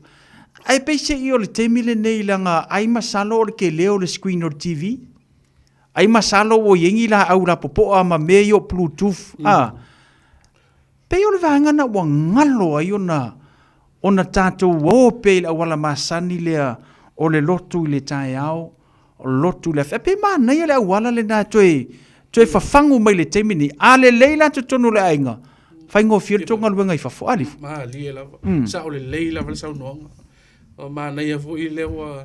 Ta wha soa i fo i le nea fia a tonu e se fo i wha alongo. Te masalo te asu tu vai malu i puenga. Ke lana na yeise rua po kalame male. Masunga le li sa tini o lo wha asolo te minne. Ia lea fo ua ese sta wha asoa le nea fia. Ie wha malu nua tua ie pe e wha pena. A maa a le leia tatou. Aluenga le matua fala. Ie fa ngo fie fo ina ia li fo ima tama ita i leo ia ale ngata leo ona yo tatu tangata anu o lo tautu ina ia lo uto pa ia malo uto mamalu. Mana ia lifu. O te lo le matanga luenga peto tele ni se vala au atu i le vaenga leo le tu ua na tamaiti anta age le fale. E sia fo ia fea i le matala nuanga le vaenga lea. Asi feisa so nuanga. O tupu le vaenga lea o leo mātua, tu utamaiti lalo i fo ia o le se fulu wha tausanga i le nao la tūru whale. Ia, tele ana tupu o le mafau faula ia nei o tātou tangata anu fo. Ia, e olo le tausanga le su tolu su wha tausanga wha. Ia ua matua, whai ana nofo na ia le whale. Ia wha mole sa mua malau wha fonga anga. Ia i sātu la fono, o le taimia e maua i fo ia pe vili mai fo ini tua o i fo ile concern ile well-being po le health and safety o nai whanau o tu ua le fale. Ia, e mwhaina responde o leo ma e ono afia ai mai ono involve ai o ranga tamariki. Pe a wha apela le tupu pea ma tupu pea i taimi uma wai e le mawhainga leave ia whanau lalo le under 14 unoccupied or by themselves. A lo tupu. Ma ele o lona popolenga ina nei ieni ia whainga fo ile le soifua ba e ia tamai titi alatu ia ka alo lo nga muse tulo ma ele mai loa ina nei te o tupu es fala live ma o lo tupu mana ia lona winga o le tali whaingo fie te tau ona ia tangata matua e supervisor ia tamai tipe a whape o le fale ma lo whaftai to telefo ila ni so ila to ua li fu ilungo le awala langa o kako awala. Ia wale ngaka inga lua ia lainga ila awala kasi. Lua le raku, lua le sau. Ai eile mele wa vai e runga kako or masala wa ile vakele. Or ka mafo ile le T1, T2, ma le T3. Awa whaasoro a koe kako. E eile tangata ele o malama i awala nge i alifu. O le toi whamatala ino le vaenga lea. Fai tete i tātou langai. E mawele salo le au. Sa o leila wa sau nonga. Ia se i tamo fai atu e talif sili. E sa maa naia tele le wo e au mai atu langa le wo le e o le T1. Ia o ta avale vole le passenger anga to tasit passenger. A saula le T2. E ka kaunga o le aveta avale. Ia malau passenger. E tauna lu o le lainga le o le T2. A fa pia foi le tilo atu le sa o le T3. Longo inga. O le ave ta avale, o le passenger, masirate to tasi no ngia to tangat. E tau no ta avale. Ai ati kilo mailan ke mo le malanga tu lo sa le T3 ana o. Ia e fa malu no atu mo lo sa. O le ale taimi tonu o le aso e apalai e mene ia alifuai. E le si tangata fodele alu fa solo ako. Enga o ia alu ka avale ale si kemi o laika ke polo kama ile langa. Ala wo malo me alu le T3 anga o ia la sa ka avale. O le ale taimi o le aso e apalai e ia tu la fondo nei lunga la wala alifu. Paftai e tele ana ai sile no o fa ilo au wala la ia taimi nei. O lo pipi ia to e amal taimi te tawina da e fa nga ina leinia fa pitoa. pe on tala noina tele o taimi le i pol fa te ingo le alo na mala vale ia tele taimi foi pol 7 a.m. to ia pe o le fitu ia nga fo le fitu le fa pe fu volele alo ilunga lava o lau papa fa iloilo ia taimi te fa o nga ine ma taimi fo ele te tawai ona e fa o nga ina le nia ele o ia sau passenger pia po sau pasi se fo ona vaenga fa fonga male tanto tinu ia ona vaenga le na mo lo sila fia amatanga ne tausanga ia le o mafaili tanto por kalame malsunga le malul malo ia li fuina ia to fa manatu mo e taua tele faisi taunga tau le neso i fuanga wo tato iai a tanto sita ia tu la fongo i lunga la wala se fe mai e lau tupe auri amataina le tato por kalame le ana o ta ua ma o fa matala tu ia to e o la walu sawa i lunga la wala mo wala usala o le ai o sau pepa a le stala po sau warrant of thickness e mo wala usala o lau tala noa i lau telefoni e mo wala usala o lau sawa vai le kelo me mo sala lifu ma lia la ava pe atu nei vai aso le te sala i me nei o le telefoni o le se fusi pa o le sawa ia o mai so mai alu a ko le pe ko sala o le vesi sa o tono ai gale fa vesi to ila ia silo mo tu o le tom fai fana ia tau ai lava ia le tau sisi fo i tulafono foi o vatu oa le no fo ngale na vatu nei tulafono o molo lava saunga le mu ele ngata foi le o saunga le mu na isi foi na yu tato uso mtu fa fini yo lo fa nga ina le wala malo manai ole vaenga le na pe ona fa fonga me ele tato no winga ta ua tele mo tato le sta ia fai pe pala ta vale ia ma fai le fuspau ia o le silea na eta ua le melo le tata ua le melo le telefoni ele o mawhai lava o no sita ia tatu le melo le telefoni i runga la au walarifu. Ia, wha malulu aku sunga sa kingi bea whai e wha alongoloma. O le vai as o le maasinga le nte atu nenga, whai ele mako operation o le off beach sa, mato te petrol le imatawhanga fo i taimi o aso fia. Ia, pe ova male se fulu tangata o whakua e le telefoni. Ia kalwai o aso fia. Ia lo fai mea lo fa kwal mkanga luenga. Ai au ko ka fia lo la o vai aso ge. E se lauli mas fulu lau sala. Ia malau te merit point e lo se fulu. Ta ua tele e ma fai ona e fa nga ingal me ka o le phone holder pa fa pio e fa longo mai sa mo le ne fia. A fa pe isa o phone holder fo le fai ona tu o le telefoni. Ke le lumor dash o ka vale por mo fo tiota.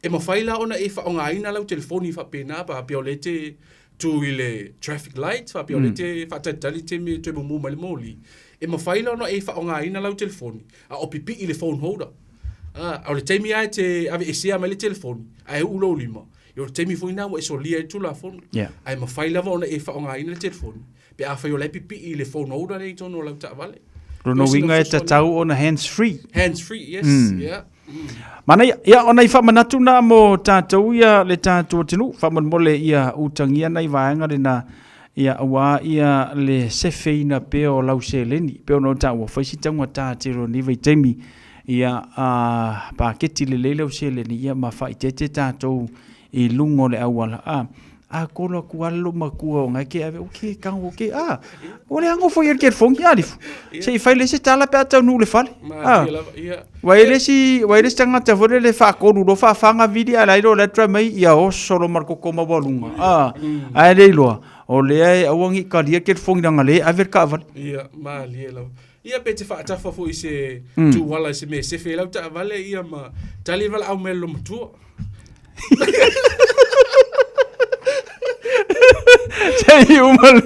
Sei umale nga fa le kala ia nga ko ya lulola ia au ta ia lungole au wala ma meni o ta vale li fufa mon mole ia ta vale bo tu ta fia na fe mo muale mata upule le masalo le lua te usanga taluai ia ta vale bo tu ta fia ma fa pi ia stika ia e to telefoni so la te wele mala malama le I wingo stika nge irungo ka vale ase I whamatala ma uri ili melo sunga lifu ia pe ona yele to telo le tanto tinu le malama kele nge mo stika fa pie o to lungo tavan ia fa ftai tele sa o le sa nonga o stika kele anga fa pi inu ia o mantua foi tato fia kele kamai e manga e sau ka avale o mai e mua mai lo maki pa o e muli mai ko ka avale o ta avale man ko o tu la fono le e le tau na on va mai 14 pa o 20 meals te tau anga ki kongo le card mo safety fo ie o le a mauta ofila o e fa pe ki o fa pipi e se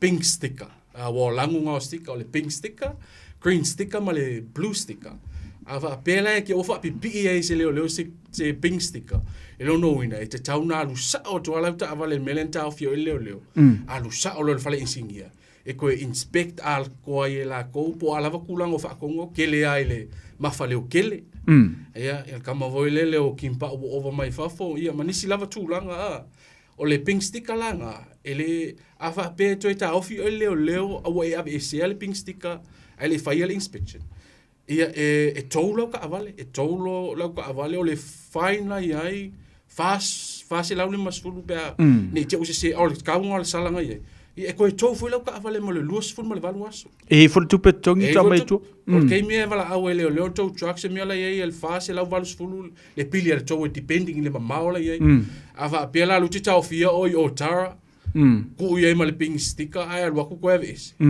o le tola ia from Otara to Takanini wa South District towing le fa ngai mtanga luenga ia from Otara to Takanini o le fasi la valus fu ia ese vola tu pe alu e to tongi o ia e mai to la ta vale pe o mal sul valvas ia fa popo ko e moro ku ru markota ia pe a fai lava na o e se vanga na ai o fa pe volenta ofio la o ke disqualified ia po la fuina suspend la license pe ona pauna le tulanga ia em fai ai ona lay charges for ia driving while disqualified ia alu number fa sinonga ia se me ole minimum la ia le salanga le driving while disqualified se me ole fafe around about that much ia le wai foi la fiel court fiel o ia le la kalango ia e o mai fu ia se me ole fulu afe ia tal wai lava le ia now tele ia ma leusta ia tu la fon ai la le sticker me mata le ali ia le sticker lang me mata fa pena foi le wole safety ke lo kai mi o i pa o ia mo le au fa vi pa o fa e fa fo mai le au po racer ia ele safety so not only ele safe mo oe ia a wole safe foi la mo isi tangata ia o kamala nga o le ia la to te siaki uma ka un koe kai pe o le mea foi le o ta vale foi le elapse sko ko recomply ele po le VTNC foi ele le tino a tolo ta vale ma make sure e road worthy in fai un to e fa ngai ne no wala mo le saunga le mu Manai o nai vaenga ia le tanto tinu ule matanga ni te usanga le la mai atu nei ia masina le wolus fuluaso o January na ona toi po le sima toi fa manatu ia te o vaenga nei mo lo sanga le mule ngata foilea sefe le seleni ele ma fai fonga erunga o pe fa pe le o la ke lena ia esa taula no nei sisi foilele what conditions now le learner's license kau langa la ye sa supervisor ka te foi net so fa il pito ilumo o supervisor foi la e te tauna full license ia ele faina restricted ia pe learner foi ka un full license e ia foi le time fa te pula aina moltanga ta le restricted por license lo na lo ngola wala ia o le time le e pe o le 10 p.m. At 10 p.m. to 7 a.m. so 7 a.m. to 9 p.m. Taimi nai fai ona fia lua ile restricted na o ia. Ia. E tele an tal e ina isi fo i uso wa mtu fa fine no tal no ina tulanga lea. E i taimi e kwainga umala kosi. Ia ona i tangata la na tele ntu 11 no a te taulama na utania tula fono. O taimi nai le faina fia lua ile restricted ile taimi fa pena. O tangata fula i sene mauti noa e ingu vai aisa ole vai folea sua lua. Ia, ole limiti la ele lua se lauli mas fulu 250 micrograms of per breath. Elo no ina fa tu sa tu pena le lua fang. Ia pe kasi fo. Langa e fika le malosi ole fang. Ia ka kere ilo wa se asa ka kirkiro se malosi se fang vai ai o fang. O kale no po amaro si o fangu ye ingu solo la waria e na ko hilo le mano no si o fangu ya leila si le vai aisa e mala malama le ma fo ma kulanga pe unei mano ta yai pe lungo vai nga le alifu masani au faia tupoloka fo ie su e ia le vaanga ie tango fia le ava malosi ale o mai tau atu le fo wa faio tupoloka fo ie su e la tu le tango fia le aisa sa o le lava ia telea na fa ngai na le matale ia pol matanga luenga fo le road policing sa o le lava sa sa no nga lo fa ngai na fo masini ia ma tena kolosi ne fa ne ona polo su e na ia le fala au fa saina ia o le fala au fa saina a mo o ia bolo ka sawa ia ele pe o le ava malosi e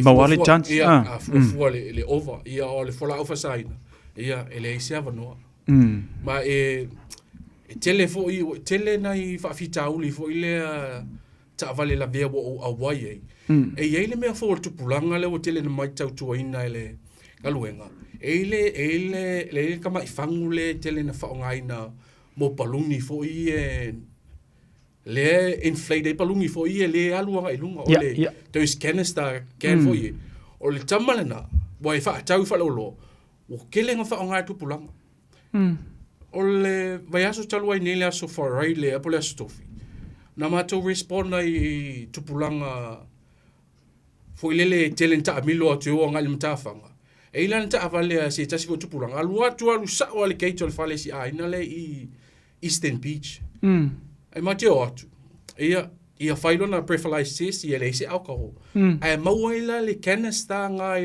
le tu o le passenger le after avale o le fangu ai kelenta no foi lele significe tulo pe inhale e la ikiki ale taimi foi lele hai ia tamaiti fa ngaina ai pass out ai mo le tolu le fase koni foi lele a over le signifina na pass out la ia mo fa la wala ia ta vale ia o le isi na te tapa saina tele na olona lati ele ai se soifu na afia ai a lona fa nonoanga ua tele na fa atau le tupulanga ona o le fa atau I fale o loa vo I kai pe o le look sharp o le fanu le se o maua lele pa o le canister nga fanu vo inflate ia paluni vo le kelenga le pe o se tasi na o tulanga o fa ngaina vo le tupulanga le nei te mi a le maua fala au fa saina o fa ngaina le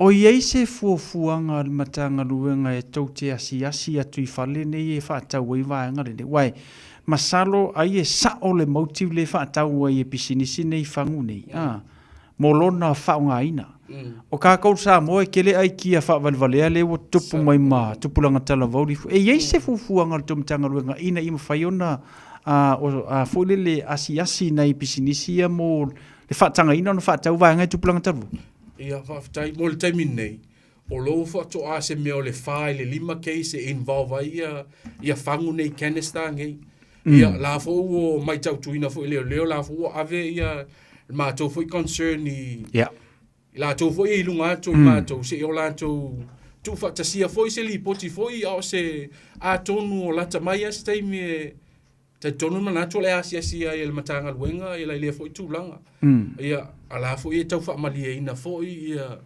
nisi foʻi o evidence foʻi lele mafai ona support ai le matou foʻi fight vaape le tulaga ae talo ia le alofo le tu e o atu ai atonu o le amataga o la masina o faufau mai e ua I se tulaga in place e mafai ona asiasia e le matagaluega nofoaga nei pe ona e taʻua manai a whawtai a lifu mo le tāpu klame. O le tele o nei mata upu ia to e whamanatu mo tātou I leila wa se siona mafuanga. Ta sialo na mafuanga o lau saunga le mu ia ma le sefe ai o le seleni ia I le neva I taimi ia pe ona sila fia malau I loa le tātou o tino o whaisi taunga tā o le soifuanga wa iei tātou le taimi le nei. A le usta ia na le tula fono e le ilola po fere kupe mai le pate te le ara le ainga e alu le I le mea le ngai masangianga e whaia. Lono winga e tatau o na usita ia tele le tula fono pe o nei tātou I le amatanga o le nei tausanga. O lova ia pea le au kike a wila I lunga le awala lifu. Ia le ngaka fo ila le kemi fo ile le o lunga le awala. Ai mai tawina pea o la tuwe o ngā ia lunga le awala. E iei le afiafina o manava mai vane whafunga le tunulifu. Mai le vaengare I malai valele. e o mai loi I le tātou awana le afu mai I manu ua sau lola I le matiti e ngā wila pasika lau alke mi pisi ngā le traffic o le mela ua tupu e le ngaka ngā orunga la wala e o mawhaila ko whaaringa fo I ia wa e iei la lika o te ilo le Samoa si tamaringa salong ka vare anga le whakakafa la wari I e soa ele fo wheeler al tamaro wai ka keilo al kabel al Samoa ka Samoa le pi e kua anga le whakakafa la au ki kia wheeler ia ai o le lava fu ile au ave vita vale un sa ia mionga ngi kupulanga li fu se fu fuanga e toi asia silta to wa mtanga luenga I vanga ni mali sa ole le lava sa no ia ele o fa IT tia petu langa le ile au ki wile pe ona e ta ua ia o tupulanga lava fa fonga mai sa mo ile ne fia e ta ua lava lo sa ngale mu io e tele na fa tina ulu tele time ia o le lona manunga ina ne e a fa ina into la phone ia lona manunga na e ta ua ile no sai ai o lana o lafu inga lulu fo ile department le road policing e toe fa malosia fo ile o temi nei o temi e mo o temi ti o fel wa I to pai ke no la wala ia e tole pai le we told why le te tau na fa nga ina I no le awala o te tau fo ona ia ile se ne fa nga ina se vanga na la fa nga ina o le dirt bikes ka fa nga ko nga paka fo I not on the road ia e pe fa pena o lo ia pe ia department leo o lato mai tau tuinga tu langa lea pe o le road policing ia mai si fo ia matata le mtanga luenga o lato ngalu lue malos e tau fa iti le e pau fa tuanga le mtanga luenga ia sa mo malau fa fonga le nefi tau tuanga ngalu sa ngale mu ia a fa longo boso mai tele leita ia to pesa o tatalo ile tua ingu sa fonga vai esa pe o tau esa lifu pe atu sa maro fina ngalo le ata tala ta laina masalo ayo I se fa fonga fa longo mel tapo kala me I se fesili ro fu mai ia por me penga sori foi sanga fasi kula fongo e na imagina mana vai aso tu na ia tua ai se fesili ona vala o maile o lo mo le no sunga le malu malo ia lifu fa pena ona so swani e tu mo pole ala va se vai ngolo fa pena ona e a fia ai e pete fia maua se so swani ia wala au mai ia olo ia no mtama fana o le tanto tenu matanga ruenga ia so swani ia mole na fa fita au li pe ona ia le tanto tenu o le taimile nei to tele au tangata malanga ia a mai ta watu I lunga o penga ta whailangi a lifu o tangata wa levo na lato I loa o sofainga masuenga le matanga luenga le custom le ngata le neia tunu o la tunu ai pe fatalinga tuli ia I mene o fuala au fa saina ia o le si me taua te lelo si la fia o me ia tutono la watu ali asi foi se fa matalanga fiso soani le tanto motinu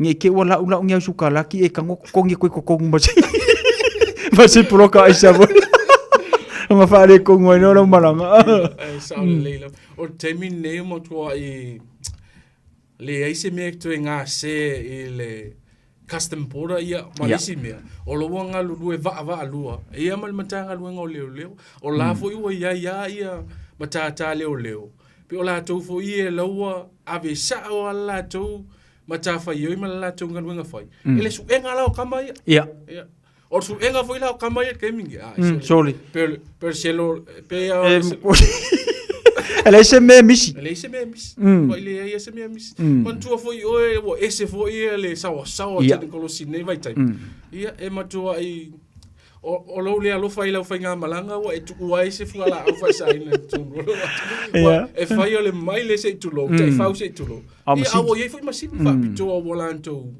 pikina lava le heat foi le o a uma pesina tama I mea pe la titi pe tele o te tau tino e mawal matanga mawa a tonu le mawa nei mawa te o mawa tai au po la o ia so isa ia tau ana I vanga na lifu le wel tavala au tanofa alo so fo e la sunga fa salau seu se fo manuia me se foi li malo so ro le sa no kamari va fo linga o so nguo ia o missing ai ngut fola au Nisi ngai ngu fala awar ka uso wole awai mai ni fiafi. Ya karsi ya wangi leve si sekarang malo ala usunga li malo leo la ka sili o kengo fungi mangili ifavonda ole meo le fakarkalwa ya makonge o kan pameki hoye malako pasika ai o fa afiang ka fie lu molo fale oisi kaimi kasi fululu le po wale leila kamoi so le ka ke ala ele yese kula fungo o sunga li malo ka nga ka fie ngi a o sipika so le peyor ke leo le fale so le la po o sipika ye wilo vi va kamaki o le si va enga pa mole o le fu ko ya makaya le mele le faingi le mako awal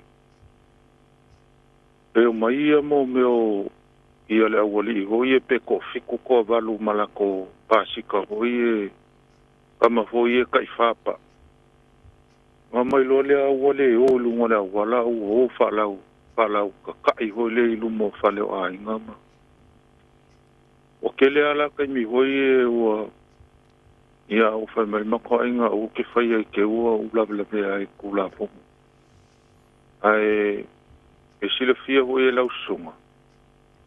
O ka kou uma, o ka maiki e whaia ia i saunga inga lea i lako spika. O ka miki sa moa. A whai ho i o whalongolongo mai. Ia, o ke kau kingo kua wako seu, o kau kingo kua malo o ngā whaila o sipika o whaisinga lepa. O le iwa vati, i kua lau ka vale. Ke lore kale alo kwa ma. Ka kala lau spikanga e kaua kwa le spikanga le lava lea o inga o e roko mamaro kinga.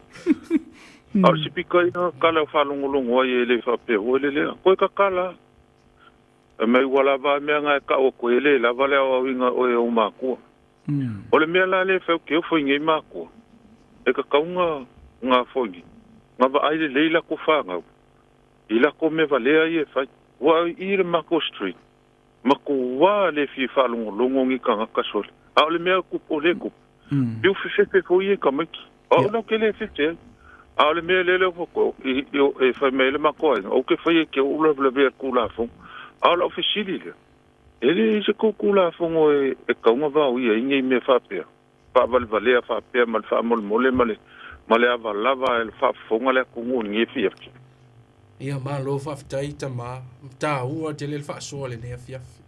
Sao lele lava le sau noanga. Ia, tasi neo vai ngolo te le na, lo tau mo whai pēle mtanga luenga fo ile tau fōua. Ia, e peo nei whaafisili po ia i se ngā luenga le mtanga luenga o lo tau mo whai. O le tele at ua le a fo i nei, a whai o lai se paka fo ile le se whaatai ta inga o lo ki e lako la au ni. E mwhai au na e whaafso ta ia mtanga luenga o leo fōi. Ia e tele ana na alu lalo fōi le voice control. Ia ke le ana alu whapenga. Ia e pe sa oi fōi lau sau nonga. Ia ta ua lau sau nga le mu. Ta ua tele ana whaoso ita fōi tele time. Ia mai se lau na e fia whai se malo longa wanga luenga. Ia e pei fōi le se tūlanga fo le a tonu le respond ia leo straight away ona o le tu ainga fo le situation o lo ia te mi le o a fia ile o la man soi fu fo yo a le o le malu le tunu ia le ngata fo ile ia o alam fa na o lo la tu fa tino ina le mta au te tino atu ia langa o lo ke le community a Otara ia makuai ele ai se la au leo kele o tara au mako pechor te mine o tau tina au tele lo lai se sau pele sunga sa tinia tu manwao po ye foi nisi foi o la tu foi community I mangele la tu te pechor ina le area pe ona ita o ta mama fa lo lava ia ele fa kai kele le sunga di manuel malo fa kai amor ko va nga foi o lo fa ele fa ke lo leo ke ele fa ngofi ai wa sa o ye fo le mkanga lo ia wala kia fo le va be me le linga fo ngwe o le vanga loka sa mo nga ko nga be ai e ka o ia ka nga le la sunga li malo mali la o i le Mako Street le la ko pe ka sa o ko ai la sunga o Mako e ko ngo al falea o ngale i Robinson Road e o makaulia la inga e fale engi ka vale hoi e mai a ola ia fia fifa penge e ko kele ka mai ki o le Mako Street foile mai ka fafao ai e aska mai meanga e le kele a ka paka hoi o ka vale e mai la ilunga le mukianga mai le ka alo ola mela kele nga fai fe o ke sau ku le si kumo wa kai a le mea la le wa lua fia fa mol le songa fua ma le sko ngai linkengi o mai ngai la wila ia so le wa o fa la ka ilungole o ai lungole me le sava vale ka wa au ai fa kai ma me sidi le wa ka fa ngo le sa kingi so le ke le nga ka maua a le lunga o la lo ka ke maua mai le ka ba e pa o le le tunga ni malo pa mo le o ke va kai e me sa kingi si kai me fa apa o ka va no sa kingi ai ke o fai ke o maua ko ma o ia mo fa ka le o rupa pelo lo kai ko so le ke fai na lo ngai o ngai ai ke o mai la lo ma mai me oi ai mo ia ke le ngi ia fia le sunga ma le sunga ya seu ya lo fatu mo ne fiafi ya fatu so foi ya talofa sau no mai fani o ise siwa fala lavia ku ngai lungor ka kola ku kas ia o le fa stai lava sau ia kwa singa fa so le fa long fa so astmal ngai winga wila fi sau o la fa nga ngo fo I oranga a o lo ke ngo fo I se vai mele o ke ngo fo I yo ne anga ke alula le po mai ki va ko le mfa ngo mo ko kaskulo a le mele o ye ngai sau wa le ma fa nga o ka mai ki o le street le ka fa fao I fa fu wa loka o mai ko ngai a nga o ngo o vila finge ye ko mai ki pe mo ko la kulo mala kwama wala kama kenge ko folo kulo male anga ese lumole o pesamel faka kalila se o mai ke la vole o mai a vo swil me e wi foi o le mela le we ngai sau o so la o fai mai wa ka we e la fa nga le o wila le la nga wa ko le o le po le lori mai uma wila fiongo o le mela le we ngai o fa kai o le ko e o manga ka meki un street le ka fa o le ai ni si wa o ese uma mai le mele ke ai le ia fa nga pe la wala wa kunga ma lo fa taiti na alfa so le nefia ta u tele ia ona o sina tu lalo le mtanga luenga ia tau chona le songa le mo ia o el tina ia le ngata fu le ona yo walo ia e lalo fo tu la fo no mtanga luenga leo ia lo umia ia o penga nei te pe ona e ta u le anga ese ia nei te I wa a fai nai fo ia sio wala fo tu la fo no e pe ona tu lalo tu fa penala mtanga luenga e fa tai tele fa so ia fa tai la va ia fa tai la va mo ia alo fatu manuia le nei vanga le fiafi fa so foi ia fatalo fatu a drivers full tolu le tato numero tolu fitu tansilima iva tolu fitu tansilima iva tolu tau tele nei vanga ia li fupe ona tala ina ole vala au mai foi o le tina ia ma tulanga pe ona ia ai fai te tato le yo o a upenga ia ini te ua a faina ai ia pe molie le tula fono ai le stamale na vala mo mai taua I o le vaenga len faso mai e tele a ia a vaenga o le tatu tinu o te taua ona ia se au faso e sa ia vanen fafo a maise an tupulanga tala vou ia matulanga ia pe ona tatu e fo ile la matanga o le tapul kalame matua e te tauna silingia po fe o ia lo watali I po lo wa fafini le teime o fainga lotu ia ale leila ona tatou wa ia tamiti le teime le nei e le se me o le a fa u pasika I foi lungo le awala a le se pasika ma lo le fale ko I pe fa nga o le au maori e mala palangi o la ko I fa ia ai tatou o pe a pongi ia tatou ana mafana ina ia uane I mamau tele le olanga mele o ia alifu pe wo mai ka waku pe ko kere fanga wa ka ko wo overle ma fo vane fa fonga temile ne we e fika I tau sa ililinga ma tau ngalu ngolo fai nei ma li la fa le se sa no o tu langa lava na o le pitola au ia mtanga luenga ia na ona fa tino ia ngaluenga fo I tu sai ma tu la fono ia o pu fa sa mo malu I fale malu fo I fa fo ngaluenga le matue ta ua tele ta tu te aputi ia ma apokipongi lolo na yo tatou fana ia wa tatou te tu ala vai tatou fana e te mi ma tu ai e leila ma tu ai for tapa ia la ngale leilo na aputi na vo ia malona popo wina fo le ola tu ia wale le malo si lava leo na yo tatou ai ngona yo tatou fana a faila tu langa le ia fa no ai fo e o ka ko ala loko I pale mole mo e no inga ko sa sko inga ko e tava la ule mo lunga talofa talofa sa no mai talofa la vai la sunga sau sei fu manuia pa pe foi le sunga e malu le maro sei fu manuia le ai wo wala wo ma ngai ke le maka o por ngai so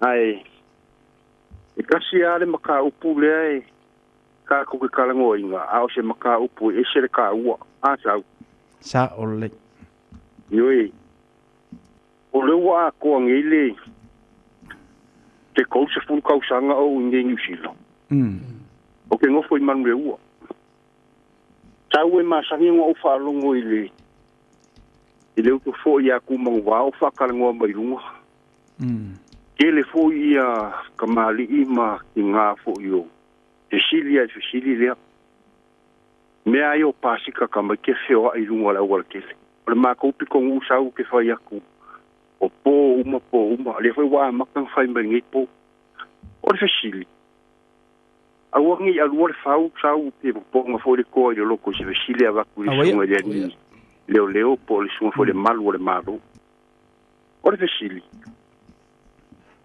a pape o ko se furu ka usanga o ngi usila mo kilo ile mea le kupu mai kongo o pasikang ia ka makiele ma fau a o le kali ma sangi o fa longo o kali ile sunga ya ku mangwao o le ai fai ile nga luenga li malu le malu o le fai ile nga luenga o la una fishili a pape o ko se furu ka usanga o le fai ile nga luenga malu le malu o rongo winga o ka kaula o nga mama o ka kau fu o nga ia se vaenga e kau kilo ku ia ia ma malu le ku o kau ku mama ai pe o se kali fu le au mai kau winga kali mai ile ku u pa pe o le fa ia nga luenga fa ia nga luenga au ke fa ia ku o le maka o punge o mo i fa ma fa so sai kongo ni man me o me are ma ku ke ia anga fu e mo li mau mo ia ngi fu yo kinga ma kama ele le maka o pula wani ar kalia de sau e mai o le fa yeringa luenga ia malu fa lo sau ngi ke o avia ia e ka o ia le maka o anga fa pe o le fa yeringa luenga leo male malu maka luenga a como ai kai kara ku mai ar mele ia e keringa moli ia kanga kai lungo la war keri ai pa sa lo ko ngi kanga ka so ia malu falo ora ba sau manguia por kalame malu fa tai alo fatua manuia le nei foi vanga la fiafi ia fa kai ke le la ole vaenga le so no il tama a le fu a matanga o melor ki pasika ole se ko kele a nga solo mai la ki o wila ma ka ki er ko kele ia e mo ia le o ia le tembile dei a ole to tele ni so ila to ia ma o pokalame mua mai tawina to tele io tupulanga sa ma ave matanga luenga ia la ko pasika o tele fala o temi ia ka ke vai lunga la wala e kele nga fai kuringa fo ia mana ile leo ia masalo la tatia tuele sunga te fala we tele ia le vaanga le alifu fa mo fa tai tele ia tahua tele ia pe ona e sau noa ia e pe ona sau noa tu ia sunga le lisa tini pokalame o mai o lo fai inga luenga mtanga luenga leo pe fo ona e malele stemi o fano ia e mo ia o lai ai a wale tele fo il numero o le tulafono lai ai a leo e le mo fai ona fo ile na tuli le afa pe le lunga pasika nei nuna la wala se fa tai tai ai vili mai e pautu langa e fai ona fai leo na ona fo ile na ona keep a safe distance ma tam fai fo ile mai tau tuina po fele a wale aluanga ai e le mo fai ona tuli esta vale leo pasika nei tameti o le nei le tu ona o le lauto saunga le mu a to mai tau wina fo I tameti nei fe o ai pasika nei ele ai se helmet fo le safety ia ele ai ni ofu ki te tawe ona operating na nei basika e pe o le lauto saunga le mu wa tali tonu mai atu le leo se basika se tamai titi ai pa u pe tu pois fala vla ia ko le sai sola ia va pe ia o mtanga wenga la leo wa fu ai ona manu a sia fo I tamai titi ia pe ma wai fo le ola ai e fa malu no atu masu waso tu vai malu I poenga I to fina ngalo fo I sa mo ai fo I wo a fio no la e tulanga ia pe ona tau le mau atu te mo fa no matanga luenga ia na ona tau fai longo pu ia li matau fai fo I tau fia ai a fa pe fo ia be ese pasi ka tama titilia ia e ile matu ela tu fo pe fa tau masi pasi ta e ko ave vo ka mai kikina ia e ka mo fai ala leo ia but e ko fo I mai ia o matu ala vai ia matua lava ia lo ia ia tau fo lele ia mala tu fo fa unga tu fa tau pasika tamati masalo ai o le telo ni pasika langa o tupulanga talavo e risi tupulanga no fo de manwe wa masangi ku o ta ia pengo fo I o tara masangi fo I mangi ia ona tu fa tasi lo le kamai o ina tu la ia le fa so sa ni lungo I le ia wala ia pe ona ia elita ko kasi taval awali fo fa mo talavo ya se fo mungia no fa le kanga se ile malo se fo mungia sono mai ya o fisilia ia pu fa mole ele ya ise fa kanga holele mole le na le me se mo ka fa ngarwenga na le aro ngarwenga ko fo I mal fale fa mole la usu fa tai tele ta mamal fa fisili ia ona o le tulafo mo te tau lava ona ia isi fo ilele te lua to lua ia po se ata fo ilele fulai se ne tauna supervisina ia lau sunga fo I te me e manga o mielo tu vai a wanga luenga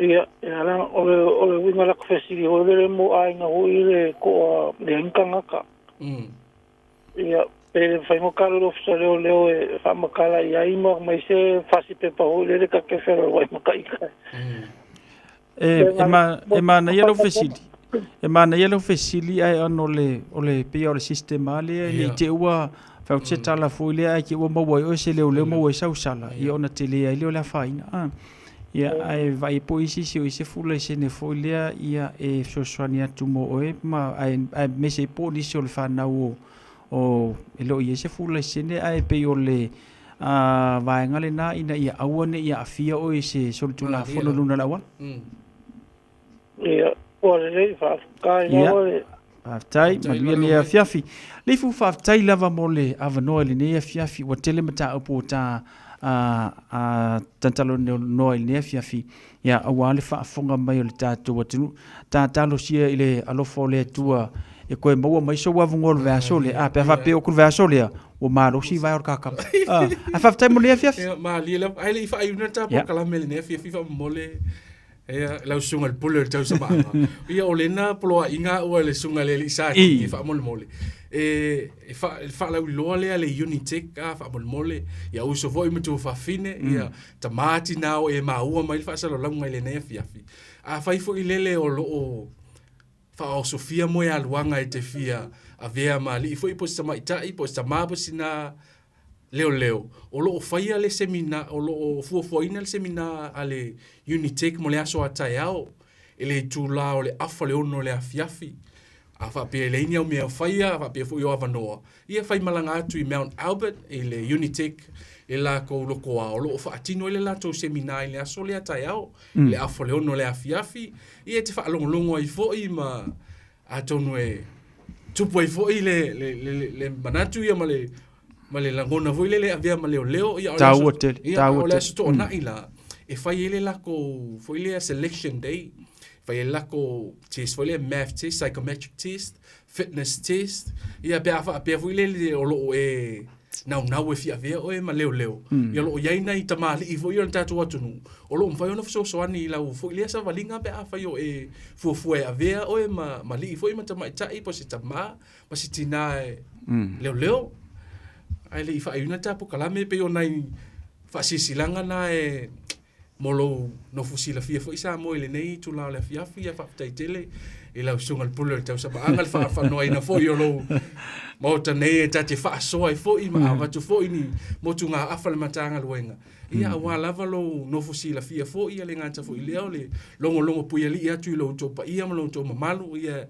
e aso foi mai manu ipoenga ia o e matua tu ina pe ona ta o for sanga le sunga pulo tau sa manga ia le foto a ia e fo ta mai in malai o le ta fa sa a tonu nisi po kala me tau pule o le fo le tu ia ta tonu le fa mali na fo la to fa fo nisi po kala ia ma wo fo ni Italia o to fisili ia fa tai tele ia ma lo fa alo tele la tai lava lifu molita por kala me le ia fiafi ia fifia lava filo ai ma mafuta tu te lo so ia wa fo ia maenga pe o na fianga iai e manuianga ruenga o fianga I ma o le niva yaso ya alofa le li e fa penana foi pele lot tele male lot toa ya me se pui foi le li so se vaenga ma so se taimenga lu ai tato fra este me luma manuia ne vanga fiafi tai tele manuia fu fuanga le ya fa so foi er sunga le madul malo le sunga ya lifu mole tato por kala me pe o nei ia le tato tautua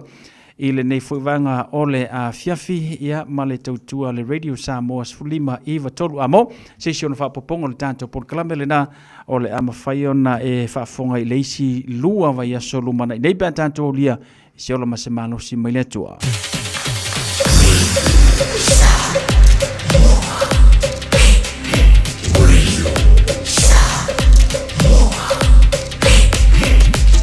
Tasilima Iva tolu. Got something unusual to get rid of? E-waste or a hazardous or random item? Don't just chuck it in the bin. Find out where it goes at aucklandcouncil.govt.nz/where it goes. Tāmaki Turiki. All together, Auckland. Beta Drive Doctors. I le taulanga whaatau I mangele. Whaapea manrua. O le vainga o sosingasngase pe amana o mia. E whaatino e fo I matuipui o le whana witi. O tuipui le COVID sfuluiva mo I lātou e sfuluan tausanga malunga atu. Whapea matuipui o le flu. Wala au telefoni 255-25 mo sauwa noe whaatino ai nei au nanga. O fisa whama I mangele I taftafane o le McDonald. A manrewa I taftafane o le Whaletusi po le Public Library. Peter Drive Doctors Clinics.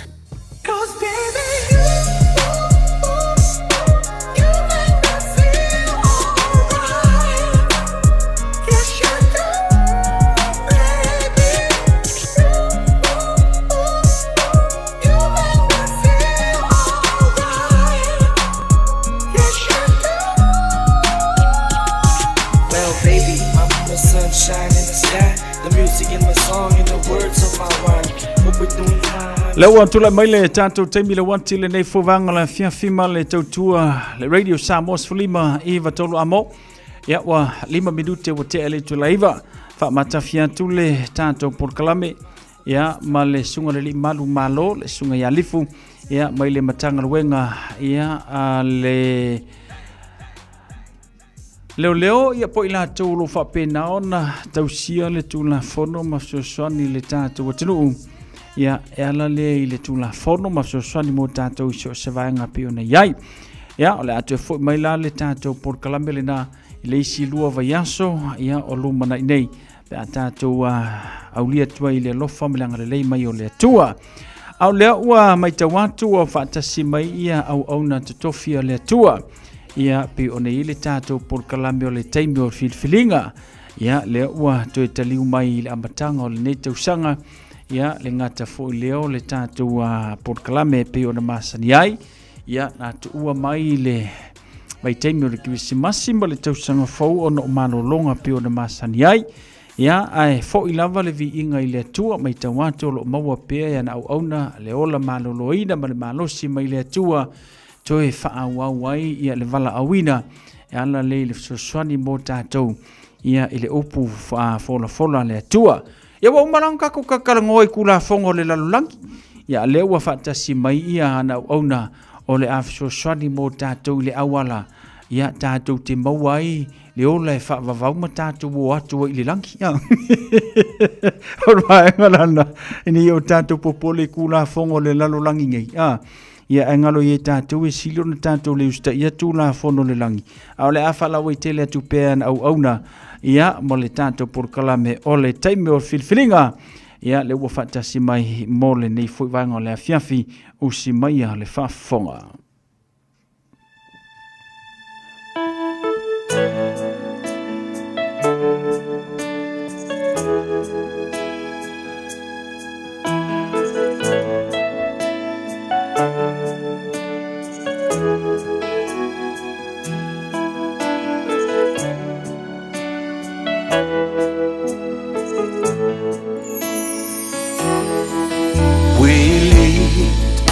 Our nation unto you, Lord, let your glory fill this land. It's your desire, onward God, into the knowledge of your love. Multitude and multitude in the valley of decision, waiting to hear the good. Samoa, come to the Lord. Samoa, come to the Lord. Samoa, come to the Lord. Samoa, come to the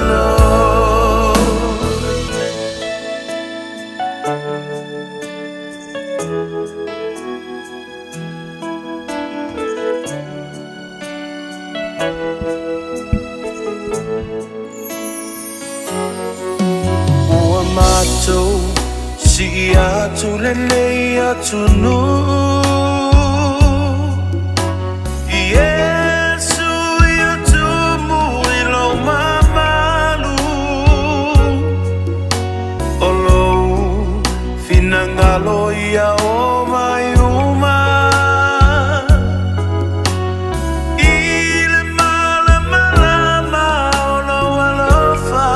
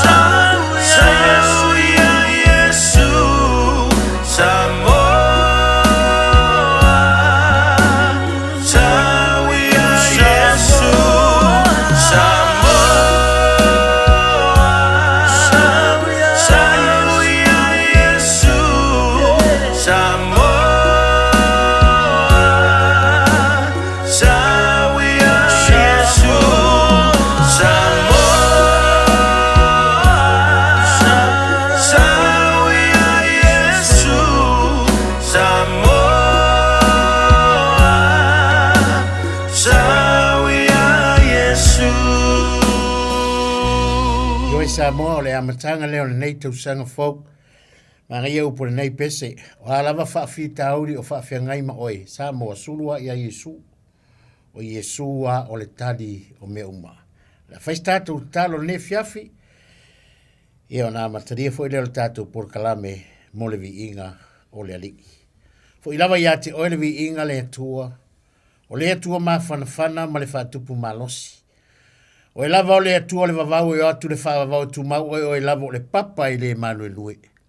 Vi ia o e lo mātou tua le nei fiafi, o whai lava o e ma mea mātou te nonofo i le atu pulanga ma le atu pulanga. Le atua whaaftai atu i le nei aso atoa. Le whianga iai o le atunu i whai walo whiri mai tofi ma tiu te fi au mga luenga. I le nei aso le atua. Wha malo lava whaaftai. Le ua mātou wa ia ua mata fo ina mawatu le malama lama. O le nei aso wo mai fo le poli uni o le pongisa. Wha malo whaaftai. Whaaftai le atua maua pēno mātou o la turui. Maua lo mātou malosi. Ai maise o lau wha malo longa i sio mātou wa tunu. Mātou whaaftai atu lo mātou tona nei fiafi o la solusu malvalu nei o le masina mua le nei tausanga lua afe lua ono. Ia o le ua amataria i le polokalame le nei fiafi o le taimi o fifilinga. Le atua wha malo whaaftai. Mātou whaaftai whaatasi atu. Masi o mātou watu nuu le nei fiafi no mātou tua. I lunga le upenga te whailangi. Ona o le wha maoni, ma le anga le lei, o laua fio e ala le pui ma lau leo lo mātou tua le soifua ma le ola. Le ua mafuai le nei fiafi.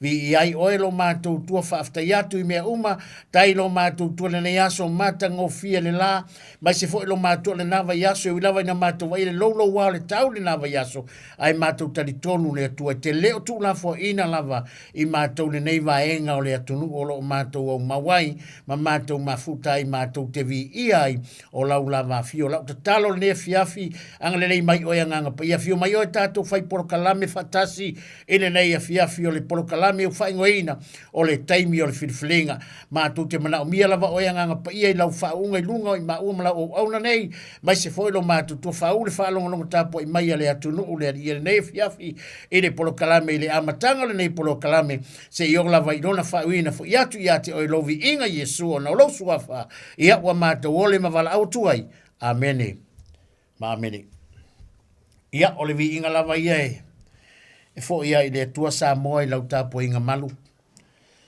Mana tu fo i matari tonu. Ia i le mawhai lava na whai titia le vi inga i le tua. Ni fo toi amataria le porokalame i le asolusu ma le valu na ion masino i anmari. Ia mai le na fo i tausanga. Ia se ia tini taunu mai fo i le amatanga le nei tausanga. Mana tu matari tonu sa moa i le nei e fiafi. Ia sa e maua se aso malolo. Ni aso malolo le nā tausanga, ia e mai se fo i au ilawa ina lolo wale tau.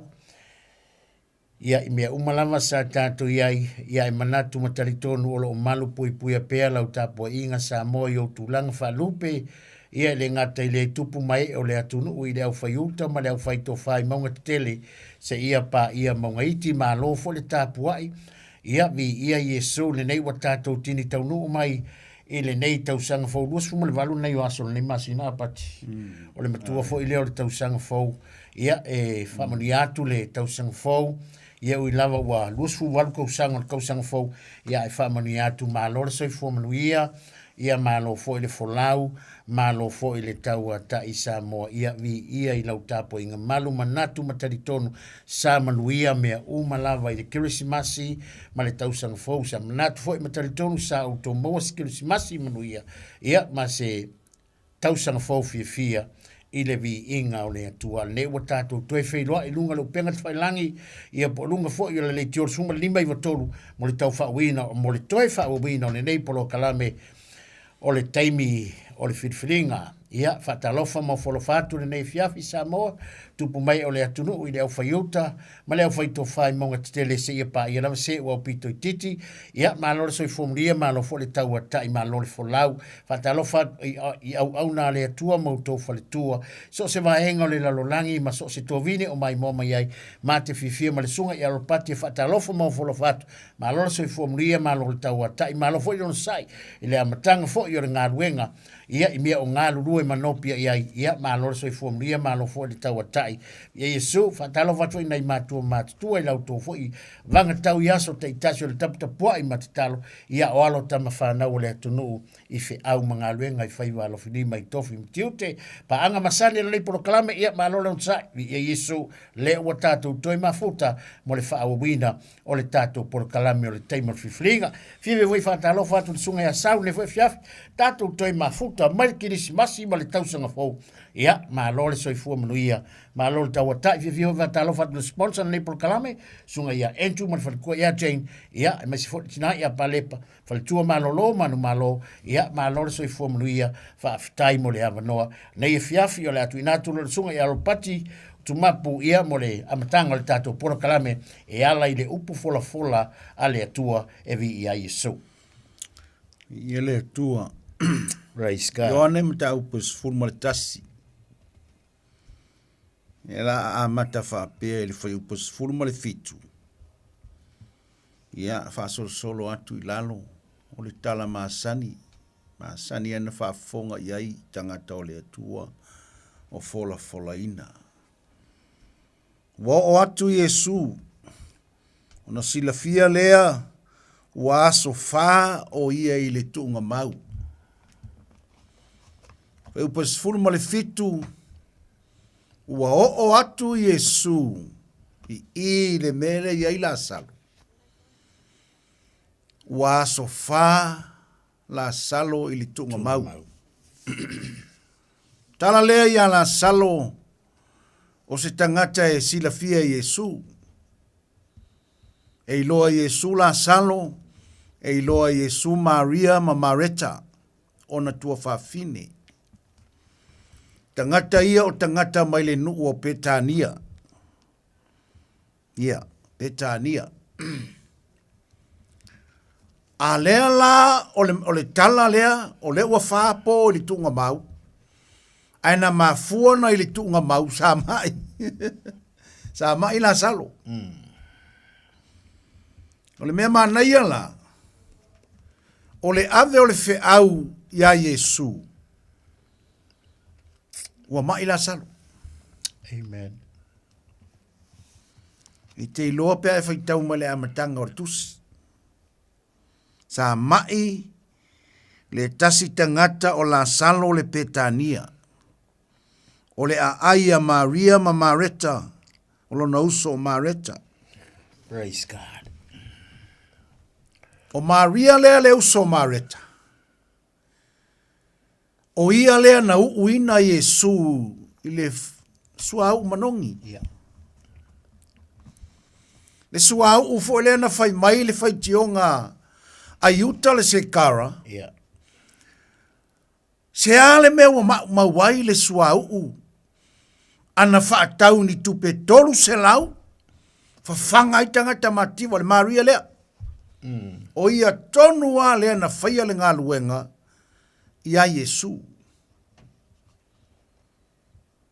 A o le talala, e le o Maria, a o la salo. Amen. O le maila o la salo, o na ave leo le fe au, a ona tua whawhine i ate ia o whapea mai leli ie whauta o lo o mai le walo whaina e oe.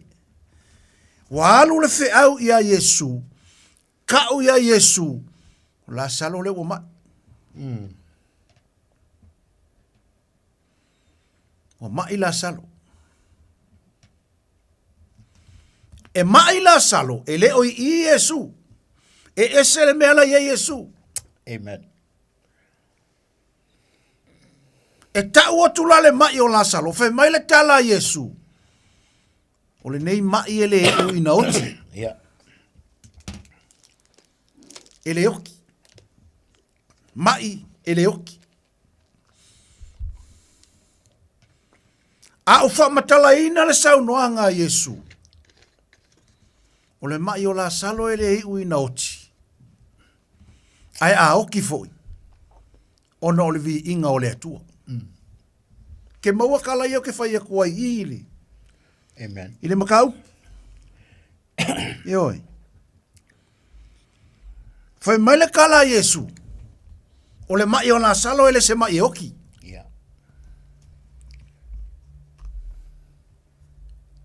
A ona ina ia maua le vi inga o le atua. Amen. O le fisiri, o le me maua le vi inga o le akua. E maua le oki o la salo. O le kali le ai. O ye le vi ia le akua le oki. O le kali le ai. A oki vi ia le li. A ola vi ia le li. E maua le vi inga o le atua. A o le mea le kaumomori. Le a kongu le mea le nga ave nga ia ile sau noa nga Yesu. Foi mai o le mai o la salo, ele o se mai oki. A ona o le vi inga. Amen. Le ale winga nga, le inga sau ngoa Yesu, ona o le vi inga. O le sau noa Yesu, la nga ilo le leia Yesu, o la salo, malonga mai, e oki. E oki le mai o la salo. A le fai mai Yesu, o le mai o la salo e le oki. Ai loa lai le fasi fai kau. Ngai la loifo. Le ai fai mai ai ia fai upe fa. Ua fa fofonga e Yesu. Ona fa pele o ia. O le nei mai. Ele i nauti. A ona ole vi inga. A ona ole vi inga ole atua. Le a kongu ale winga o le mea le sau ngoa Yesu. O ngā le vi inga o le atua. A leo fai mai. E le oki. O le avere sau noa ngā Yesu. O le mai o Lazaro. Lairo le leia Yesu. E le oki. Alan mele wakupu. Uoki. Fai mai lo Yesu. Le mai o Lazaro. E le oki. Ai a oki Lazaro. E maua le vi inga o Yesu. Po le vi inga o le atua.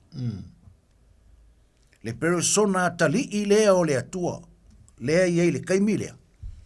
Le mafuka ma tangata. I utaia ma Yerusalema ma Petania. Fea lava kangaka o i kokongu i le a ai lea e feafi o ai a Yesu.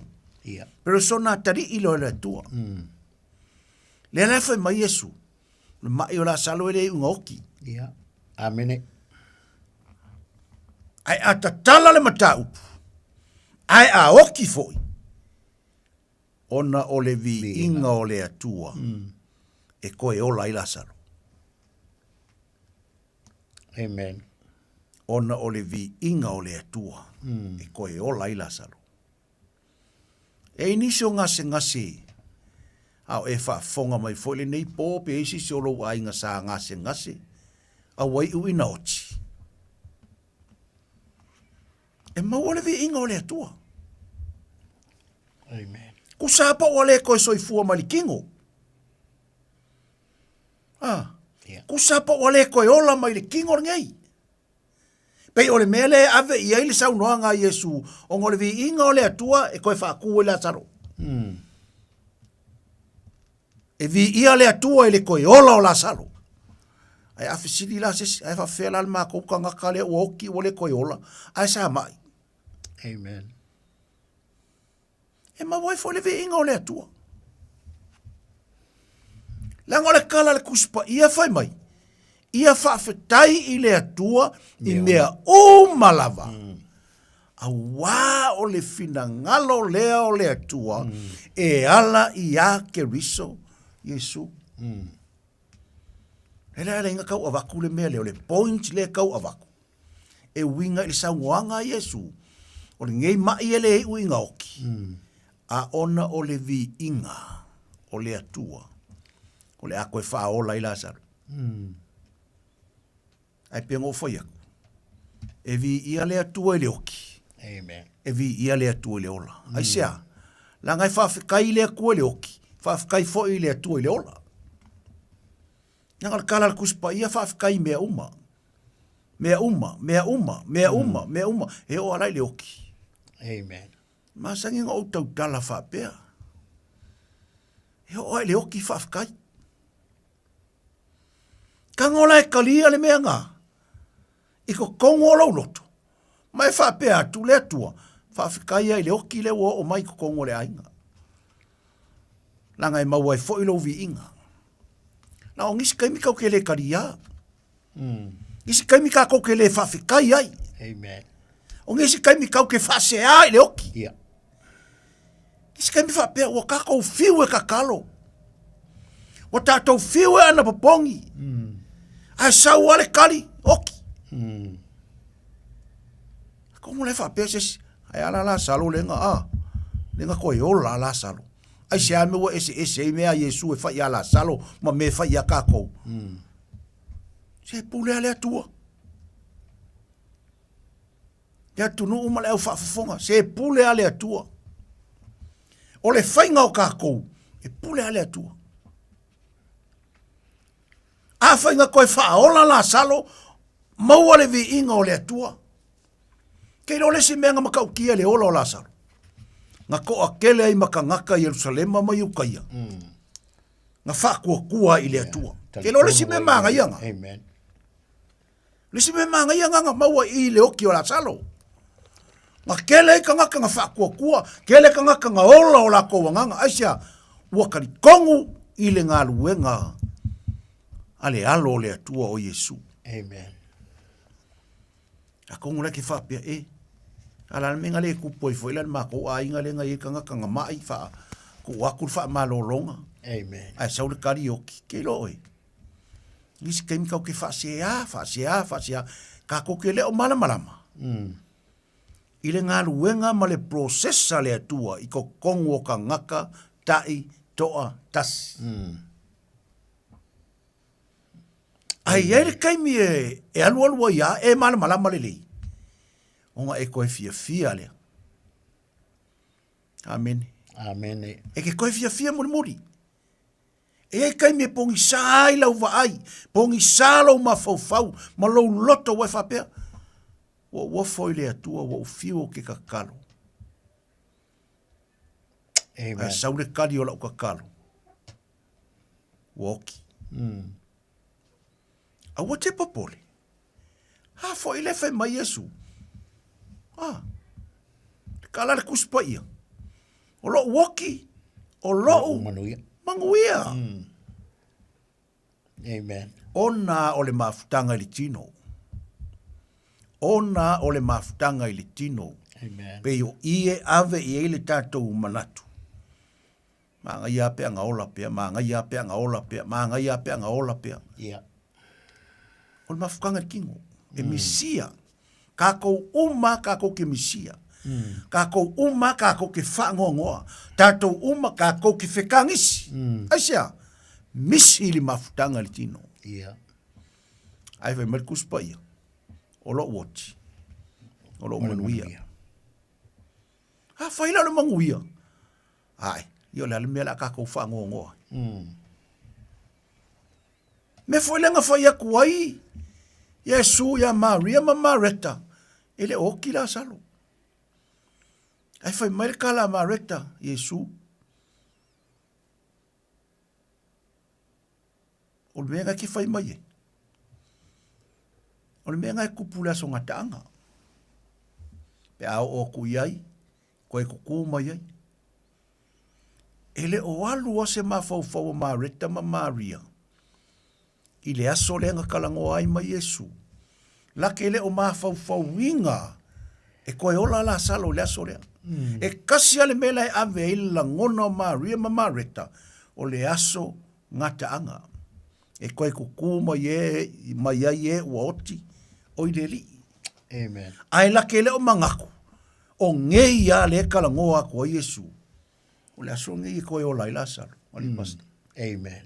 Yeah. Manga ianga kalango le kalango Yesu. O le whainga kai o le mea. Pe a whai ka koke le o maua le ku lilo wha le nganga o Yesu le a saungo. A kako malama. Amen. E whainga o fiela kako mafukanga ma Yesu. A kako le malama. E whainga ta aisia. E kalangoa ma ia Yesu le nganga. E kako a kua kingo. Ia le ri. Praise God. Te ala tātou te tala noa ni maka upulele ua o mari te fulfiku le o kango kipi mai whapea. Ai highlight a kong isi me le kako kalangoanga. Ma le kako whamalosi. Mei ua o aku Yesu. Sila fia ia. Ia, o sila fia. Ua aso wha. Ua aso wha. Ua O wha ia i aso. tunga mau. Ua wha aso o la salo. I tunga mau. Amen. Ia le ri. Ia e mana tua vo ia basta. Ao inga wha aso le kakal kunga mau le tau tātou o manong. O whale kong. O whale tō. Ai, mana tua le teimina toi fo i mai a Yesu. Ke mine ua mga kana ngoma Maria. Lenga whai a Yesu ia Maria Marita. Wa tala Maria Marita o mai lau. O mai le e lea lo whangia. O lau o. O lau o mai. Ai, o lo mana o mia e Marita. Le wha malo longa ina ia toi ola maima. Koe fo ila salo le mea ngai ai. Ai, pau ala le tala na tautala Yesu. Fai poe whale na i fai tawina. Whaafonga e Yesu an whaapele o ia. O le nei mai. Po o le mai le nei. O le mai o la salo. E le o le iunga lea. E le o le iunga ia o aso o la salo. Mai e le iu ina oti. A ona ole vi inga o le atua. Ina ia vi ia ai o Yesu. Ina ia vi ia Yesu le kalangoa ma. Ma Maria Marita. Le lai ta uma ia i whaafita uli o Maria Marita ia Yesu. Ai fe mai Yesu. Whaatutua mai. O le mai o la salo. Se e olpo pole. E leo se mai e oki. O kākou. E kākou ke whaalongo loa. E se tūlanga wa o iai se tangata o tātou a inga le mai sa mai. E kākou ke whaalongo le se kala whapea. Kākou whaangongoa.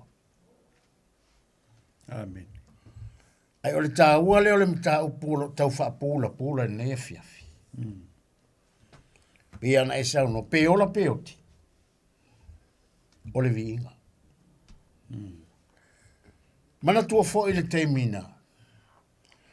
Ana pongi tā vita malenu. Ia ola le tama. Ia ola le akari o tā vita. Ana pongi e ka vika malenu. Ai o inga saule tali mai le tua. E oki. O le mea makau kiala. O lo o malama le leita vita i le fina ngalo le atua. Mai wa whaalongo tā vita wa uma. Wa uma le ola o lona tali. Alu tā vita wa. Tā ele ma. Se i watu le fiafi ma. Ta tala le ana pongi. A woki kama. Pai mai tala le ale no. Sole, io fe voi ni me o fa pena. E maliu le kama ai. Ai ta tala le ana pongi. Ale maa ngeia o lau karikongu li tali mai le atua. Ai fe mai tawita. Le sauli a kua kakueo. O le kari e kawika. O le akuanga ang whai al tangata. O le akule, o le atua e pule le ola. O le akua fo e pule le oki. Le ala pia ngai sago. Pe ola pe oki. O le vi inga ia, o le vi inga e fo i le atua. O wafo i ele ma whai e sisi o kakunga koe ka ngaku whaola le tangata. Ai wha mai Yesu, o a unei o le toi tūma le ola. Le la wa fo i mai Yesu, woki.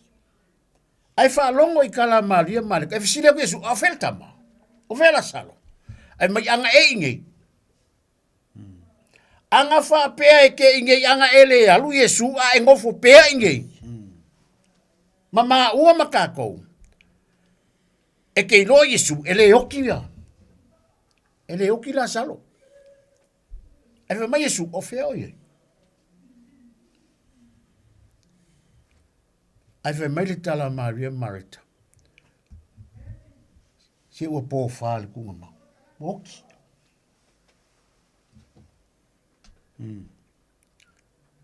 Ai mana tua. O le tala lea Yesu nga whai a Maria Marita. O le mai o la salo. E leo se mai oki. A o le ale mai. O le mai o le viinga.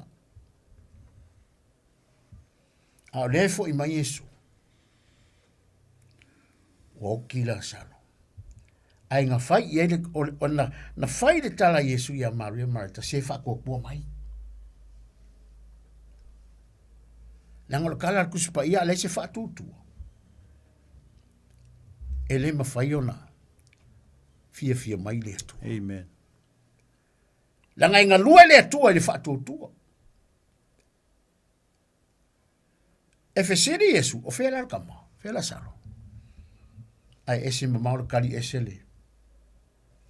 Ana e inei. Se mangwe fa pe o la salo.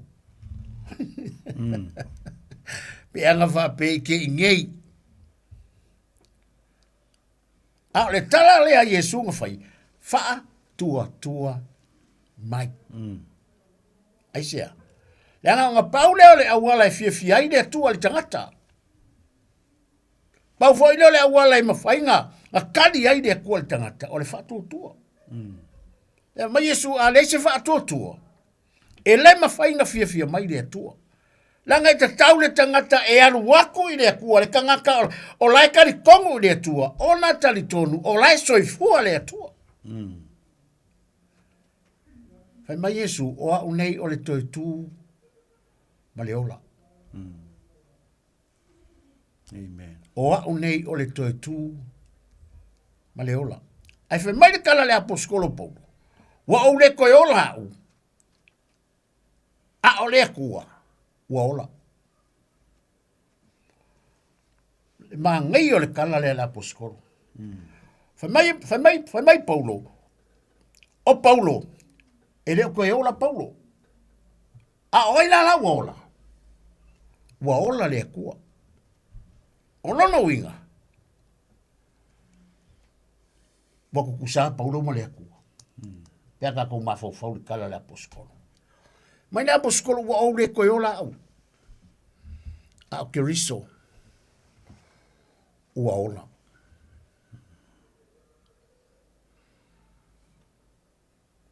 A le se fatutu. E le ma fainga fia mai le tu. Langa vega fai, o le kala le Yesu ma fai ia Maria Marita. Fa Maria Marita. Fa tua mai.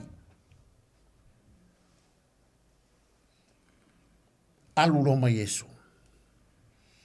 Ai fo i mai Yesu. Woki. Anga usikai la Maria Marita. Pe oki pe ola. Awal fasea. Ai kako. E fo i mai Yesu e fai aku po fea. E fai mai o po fal tunga ma. Ai koe sau mal fo punga. Wa mafua anga fa pe ke ngei. Ele oki le mako ngangi. Ia la me la fai e Yesu. La wa uma mangingo le upu na tautala Yesu ele o se mai oki o le mai o le viinga. O le tāua leo le kako wola whaatua tua ma kako wola kalikongu. Amen. Ia kako kalikongu ma ia kako whaakua kua i le atua.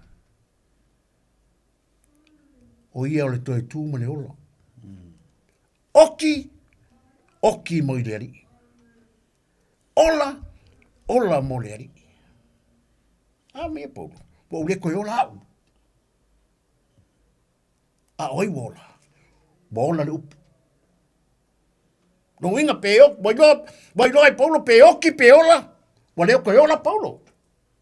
Wale koe ola le apostolo. Pe ama fau le tala le apostolo. E le koe ola Paulo. Wa ule toe ola. O le upu wa ola. Peoki ala peola. O le vi inga i le atua. E fo ia i le atua le vi inga. E mawalunga i le atua le vi inga. O fōringa i o lea. O le tangata whaatua. O le ata le o le tangata i waia kari konguinga le atua i so se mea. O whaafika auli ma mea e o mai. I le tangata. E le popoli. E le fefe. E le akua kumale. A le ho mai kala peteru. Ku waku ia te ia mea umai popole ma ku waku wale ka ko loko. A wa o lai mangaku mai ne atua. Ku waku ia te ia mea umalava. E popole ai ma ku waku wale ka ko loko. Ai sea leanga o lai manatu mai o ia yo ka ko fafika auli. E la ngona lo leo. Pe a fai kako ke whaatua matatu te tonu. Marikala la poskolo Paulo ia Timoteo. Timoteo, ia e tau mawhaina ia avea oe male fia ma iai le toa. Ia e kau mawhaina ia avea oe male fia ma iai le toa. Fa be fearanga kako fia i le kua. Inga ia fia mai le toa. Ai fa mai de kala fai salam. A fia mai na le tua yala o le tangata. E ke wha kua ke karikongu, pe oki, pe ola, o le vi inga ai le mawhainga moku sia le vi inga i le tua. Mai la a fia la le kua yala o le tangata. O nga whaia le kua me ume mga oilo loko. Amen. A le kala le la poskolo. Ia Timoteo. Timoteo. Se ia e kau mawhai. Se kau mawhai, pe whai a koe ke le mawhai a se kau mawhai, inga ia fia mai le kua ia te oe. Ai ale ai se whaatua tua le kala kuspaia, e le mawhai nga fia mai le tua, pe a whai a le se whaatua tua. Wha pe whiana ngā ioi le tua, pe a whai a le se whaatua tua. O le whaakua fo i le kako ke wha ngā ioi ai le tua. Ma kako wa ai le mamalu, ma kako wa ai le makaukia, ma kako wa ai wa venga o le tua. Fa mali kala Yesu ya Maria Marita. Maria. Maria e ma Marita. Ole mai o le rutonga ni. Se leo se mai oki. Panga i o le kalapa. Amen. Yes. E leo se mai oki. Ye wal ke leo kako pawal me kako le ola. E le manga o oki. Pawal me kako manga o. Awange yo mai oki. Awange yoki ni mako kama, awange yoki ni mako kinga, awange yoki ni mako kongange, awange yoki ni mako oso. Ai pawala me ala langa tako ole ola. A kako ka kalo hoi pawala me le kako mo inga ko maka ai kako kalo, a kako loko le ia ola. Ai sauli kadia le tu. Yoki. Amen. Femele ngu ia Tavita. Io vivo ni meng fa penga kako anga pongi umae ai hoki de kama fa longo I kala kanga kai le se fa tua ai hoki de kama ka kala le anga pongi ka vika kalikongo ka vika ole kali de mai de tua. This is the answer from God. Alu ka vika kala le anga pongi file mulo nga mafau aisia e malama I le upu. E whaakua I le upu. E lo le kali. O le kali a le upu. Le aise ki ngā. Le aise whaangoa. Le aise a kua kuvale. Ai whaafo ia I le akua le vi inga. Be ki ngā pe whai ngofia le kari.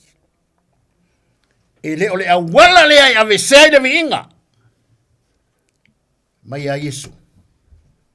Ole mai, e le o se mai oki. A le mai o le vi inga. A le o mga kau ia Yesu. Fa whātou tua mai. Ai fo I mai Yesu, ai fasia. Ma isu o fea kama. O fea la salo. Ma ua po fa. Aga e ngei. Sira yangi me fa pe kupu. Sorry. Io vi voi ngi fa pena. O ka ua lo ka ko mala mai de upu. O ka ko fa ko de upu. Pe ka ko kere o ai mela kupu. A lo ka ko fa ko la yo. Ka ko ki fa lango ka ko ki fa ko e faia ele kua mea ke kele. E faia ele kua mea ke kele. O mea ka ko kele i wa ai. O mea fau. O mea makaukia. E fa ai loia ke aile makaukia o le atua. Ia le tala hoi le tau asu. Apas. Nga wa ai au so o Yesu. Ma Yesu! O le anga sala ai. O ai wanga sala. Wanga sala e mak bol ka waso po wanga sala ka waso. Ma Yesu sorry.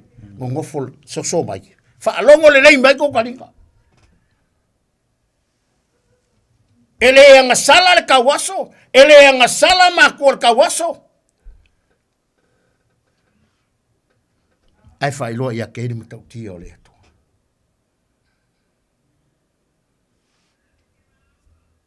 Fa ma Yesu. Langa inga luenga nga mai ia o lo kama la lang yuk sau fai. Wa wal kanga ka fai nga luenga lo kama ku ni mai ia o lo kama fai nga luenga. Wa nga luenga ia. Fa ma lo le mai. Fa pula ka waso. Fa savali le pipili. Fa ka kala le ngungu. Fa ko ku le oki. Mai da Yesu, langa ka kawa nga fai nga luenga manu o hao. Langa a o mai de po.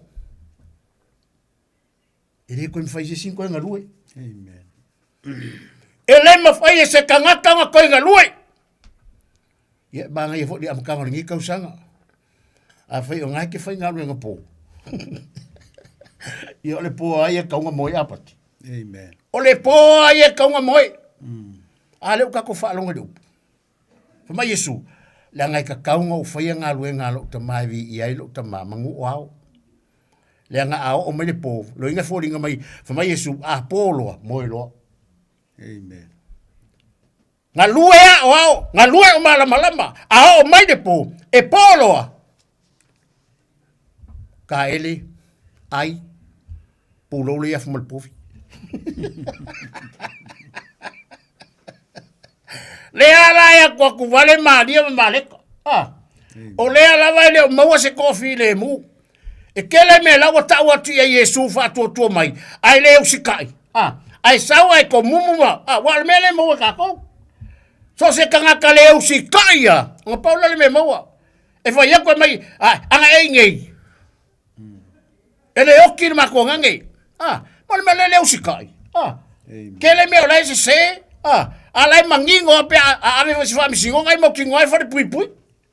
Wa vai la ko ai fu Yesu. Ia se uso mo ia le wo Yesu e lo fangia Yesu.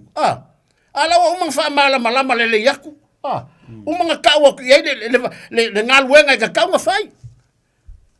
Fa kokua. Aisia. Langa markala ku spaya le se fa kokua. Ele me fainga fifi mai da ko la mai da Yesu. Fa tua mai. Ole wala ngai fifi lo kamal kanga ka fa kokua. So se kanga kala ya lu de kua. E ka kawa kali kongo olai. Olai ke kali kongo olai soifua. Ai wala, ai ka kalo e kali mai de ari. Ai ka kalo e fa fonga le kua la kalo aisia. Langa olai ke au ngai de ko soifua. Amen. E ka ko kero au ngai se kua ka waso se tulou. Ka ko kero au ngai se kua maliu. Ole ka ko we are saving God. He is a living God. He is a living God. O le tuo Abraham, o le tuo Isaako, o le tuo Jakopo, o le tuo Israelu. He is a sovereign God. O le kua e pule ao I mea uma. Awa fai mai na le upu. Faka tua mai. O kako I lolea. Fai mai ale eise faka tua e le ma fai nga fia mai le upu. E kako ke lewa aivo I manguia o le upu. Kako kele ma ai vangi me ke kele faia le upu. Pe a faia. E kako kele ka ri kongu me ia. Ke longa Paul me fiko ai kako. Ia lea me le fai Maria Malik o komumu. Wa pawanga mo ka kele ka ri kongu le upu. E masalo salo i le upu. Ai markala ku spaia. Awala masalo salo. Ah. Langa e fa kusel ku spaia ka masalo salo. E pei o peau lea. Pei o peau sami. Ala ka ua lea. Kako kari kongu le upu, kako whako kua le upu. A kako fia vaingi wa venga, whako kua le upu. Kako kari kongu le upu. Aisia. Langa o mea umai whaia le upu. O mea umai whaia le upu. Nga kako kari kongu le upu nga ke whaia mea umai. Mai le whainga kāse mea le upu. E le aise mea kasi e whainga kā le upu.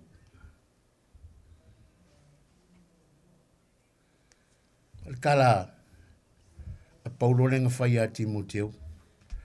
Le lua Timoteo mtau peto. E makanga. Wha malosi Paulo i a Timoteo. Ina ia tū mau ni ngā luenga. Ina ia tū mau de ngā luenga. Ai wha malosi fuma ia. Ona o lea lofa tū noa. Ona o lea lofa tū noa. O lea tūa. Nanga kā ua. Lea lofa o lea tūa. Le alofa fo ile o le tua na ia o mai ile na lo pele totasi. Mai lo tala al tuspaia. So se tasi e fa tua ia te ia. Ele fano. Ai maua e ia le ola i fa mau. So se tasi e fa tua ia te ia. Mai ele fa ilonga tangata le tua. Paua le ole me manga o le upu. Ia kako faia le upu. Ia kako sama vali e kusama le upu. Ia kako wola whātua tua. Pau aleo le awala e fia mai ei le tua. O le whātua tua. Ai a whaia leisi kako whātua tua. Ia lono winga lai manino lup e le fia mai le tua. Ai a kako whātua tua ma tātou taritonu le upu. E whaia umalawa i le tua. O mea umalawa. E mana o ai. O lou loto. Malolo pati. Praise God. Thank you, Jesus. Hallelujah. Thank you, Lord. Family la mareta ya Yesu. Yesu ana e I nei. Ana e I nei. O le se laupa sene o le taritonu o mareta. Whapena foi Maria. Anga I Yesu le mele yeilo la tua ngane e le oti. Ai le o iei se whātua tua ia te ila ua. Pe iai, pe le iai.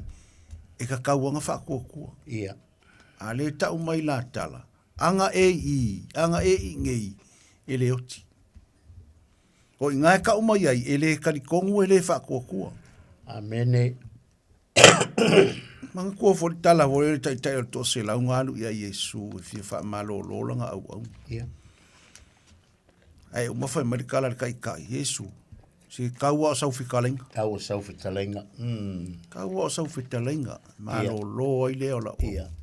Maa ngai o ngā loko. Ia. Anga iei fo lase me whape ngai ala ua. Maria Marek. Ia. A lea e kuri a pua le ko lua le Yesu fai mai anga e I. Anga e I. Anga e I. Wakua I e le oki o. E le oki. Amen.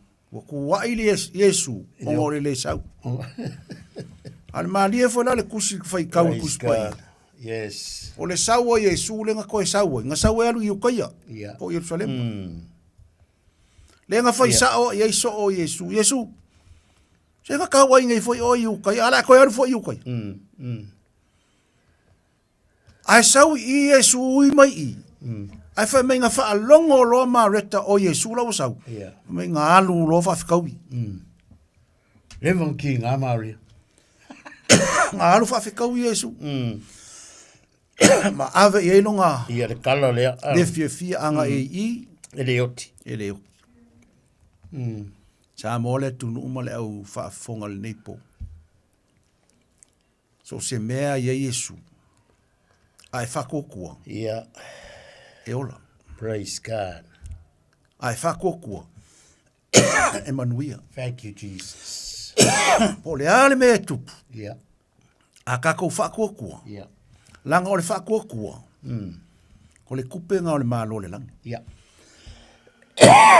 Excuse me. O le whatuatua. Amen. O le taritonu. E uianga le kako le va ai a Yesu. Whawhikai ai a kako. Whawhikai aku ia kako. Ko kero tangata whaafonga. Whaalongolongo mo le neipo. E whai atu lau tala. Whawhitai le atua. Amen. Kau kere i va ai a Yesu le kingo. Ia. Au le vaenga le tau te tala noa le tusi le. O le nga va ai ia. O le nga va ai ia. Le alai fai mai ala kala. Anga e ia. Le se me ku. Samo. Pe sau Yesu, pe le sau Yesu. A kako whakua kua. E kupu ava venga. Kako whakua kua. E ola le mai. Pe oki fo le mai. Ia. E ola aisea, langa whai mai, o le oki o le manguia, o le ola wa ya keriso. Po la le mea kupu. Pe oki, pe ola. O wange ingaro. Kau ke ola moreri. Kau ke oki fo i moreri. Amen. Nei po sa mo ma le au whaafonga mai tato por kalame. Ko e ola la salo. Ia. Ai na mauale vi inga o le atua. Ke le tangata na taritonu. Te le tangata na whaatuatua. E ala le koe ola o la salo. Te le foi mai kako ke wa ai e laulangi nei ma tato a inga ma lotu. Koe manguia ma koe malolo. Onga o Yesu. Ma walo na vi inga. Ia. E iei foi nisi ngase ma nisi mea tutupu. Wale ola. A woki di kingo. Ai fe mai la kuspaia. O lo woki. O le manguia. O lo wola. La ia Yesu. Ia. Pe ola la pe oti. E mawale vi inga o le atua. Ia. Ta mole au tunu uma le au whaafonga whaamanuia atu le atua le neipo. Praise God. O le atatu te talo. Tai Yesu. Tai Yesu. Mātou whaalongo i la upu. Tai la upu le neipo. Na e whaia ia Maria ma Marita. Yes. Na salolo la tua ngane. Te whaia fo ia i mātou. Yo Yesu. Ya whai mātou te whātua tua. Mātou taritonu whaamanuia sa mole tunu uma ona tai tai. Whaamanuia e o whaafofonga ma mai mo mai lunga le por kalame. Whaamanuia fo i lau o ono tiu tele nei po. Praise God. Mai se le nei ala leo whaasala lau. Whaamanuia i mātou. Mātou tu ua fo le nei no whanga tausi ma leo leo o Yesu. Kau no umanuia i o mātou a inga. O lou lava vi inga e fo i atu i ate oi. Whaamangalo. Tu sa mala upu le nei po i ma ua o au auna whaatau wa. A o le vi inga le atua e fo i atu le pa ia, ma le manuia, ma le vi inga e siri i lo suafa. Yesu o mātou te talo atua i. Amen. Praise God. Ia, sa mo le tunu ia o tātou por kalame na aso sa halu se lotu. Numero 5 Mason Avenue. Ai fia laku loku le sa alu atu. Amen. A mata le afole iwa, ia, wha solo atua ia temi umari sauninga. A wha pēr fo i te fia. Watu tā whawhao ma tā ewa, o lua tasi, o lua fitu, lua, wha, lima lua. Amen. O lua tasi, o lua fitu, lua, wha, lima lua. Le telefoni lena. Hallelujah. Ya leise awala, peki fia lako fo. Vidi atu le telefoni. Praise God. God bless. Thank you, Jesus. Ja, lau sunga i whailoa le address. Ia, o le tātou address o le ngumelongo sumleiva Rosebank Road, tumbau al falsa. A leise lo te aluai, le amatanga o le nei tausanga. Ia, lai whai kako saunginga amata le afole valu. Umale po le afarsutasi, skai mwhapenga umale tātou sauninga. Ia fto amata tātou sauninga fiafi, ile aso suma lima o Februari. Ia o inai amata i koe pekai kako loku tai wolotu ile aso saa. Pe a whai leise lo te lotu ai, ia nai whai tātou lotu. A mata lea whale walu. e uma por su tasi ia pole koe kuaka suma tasi i le taiao telefoni pe afa pe fo i te fie se fila telefoni ole olua lua tasi lima fa o olua lua tasi lima fa o olua o ke sili mo tavita mluia le fiafi so i fo ia Samoa amen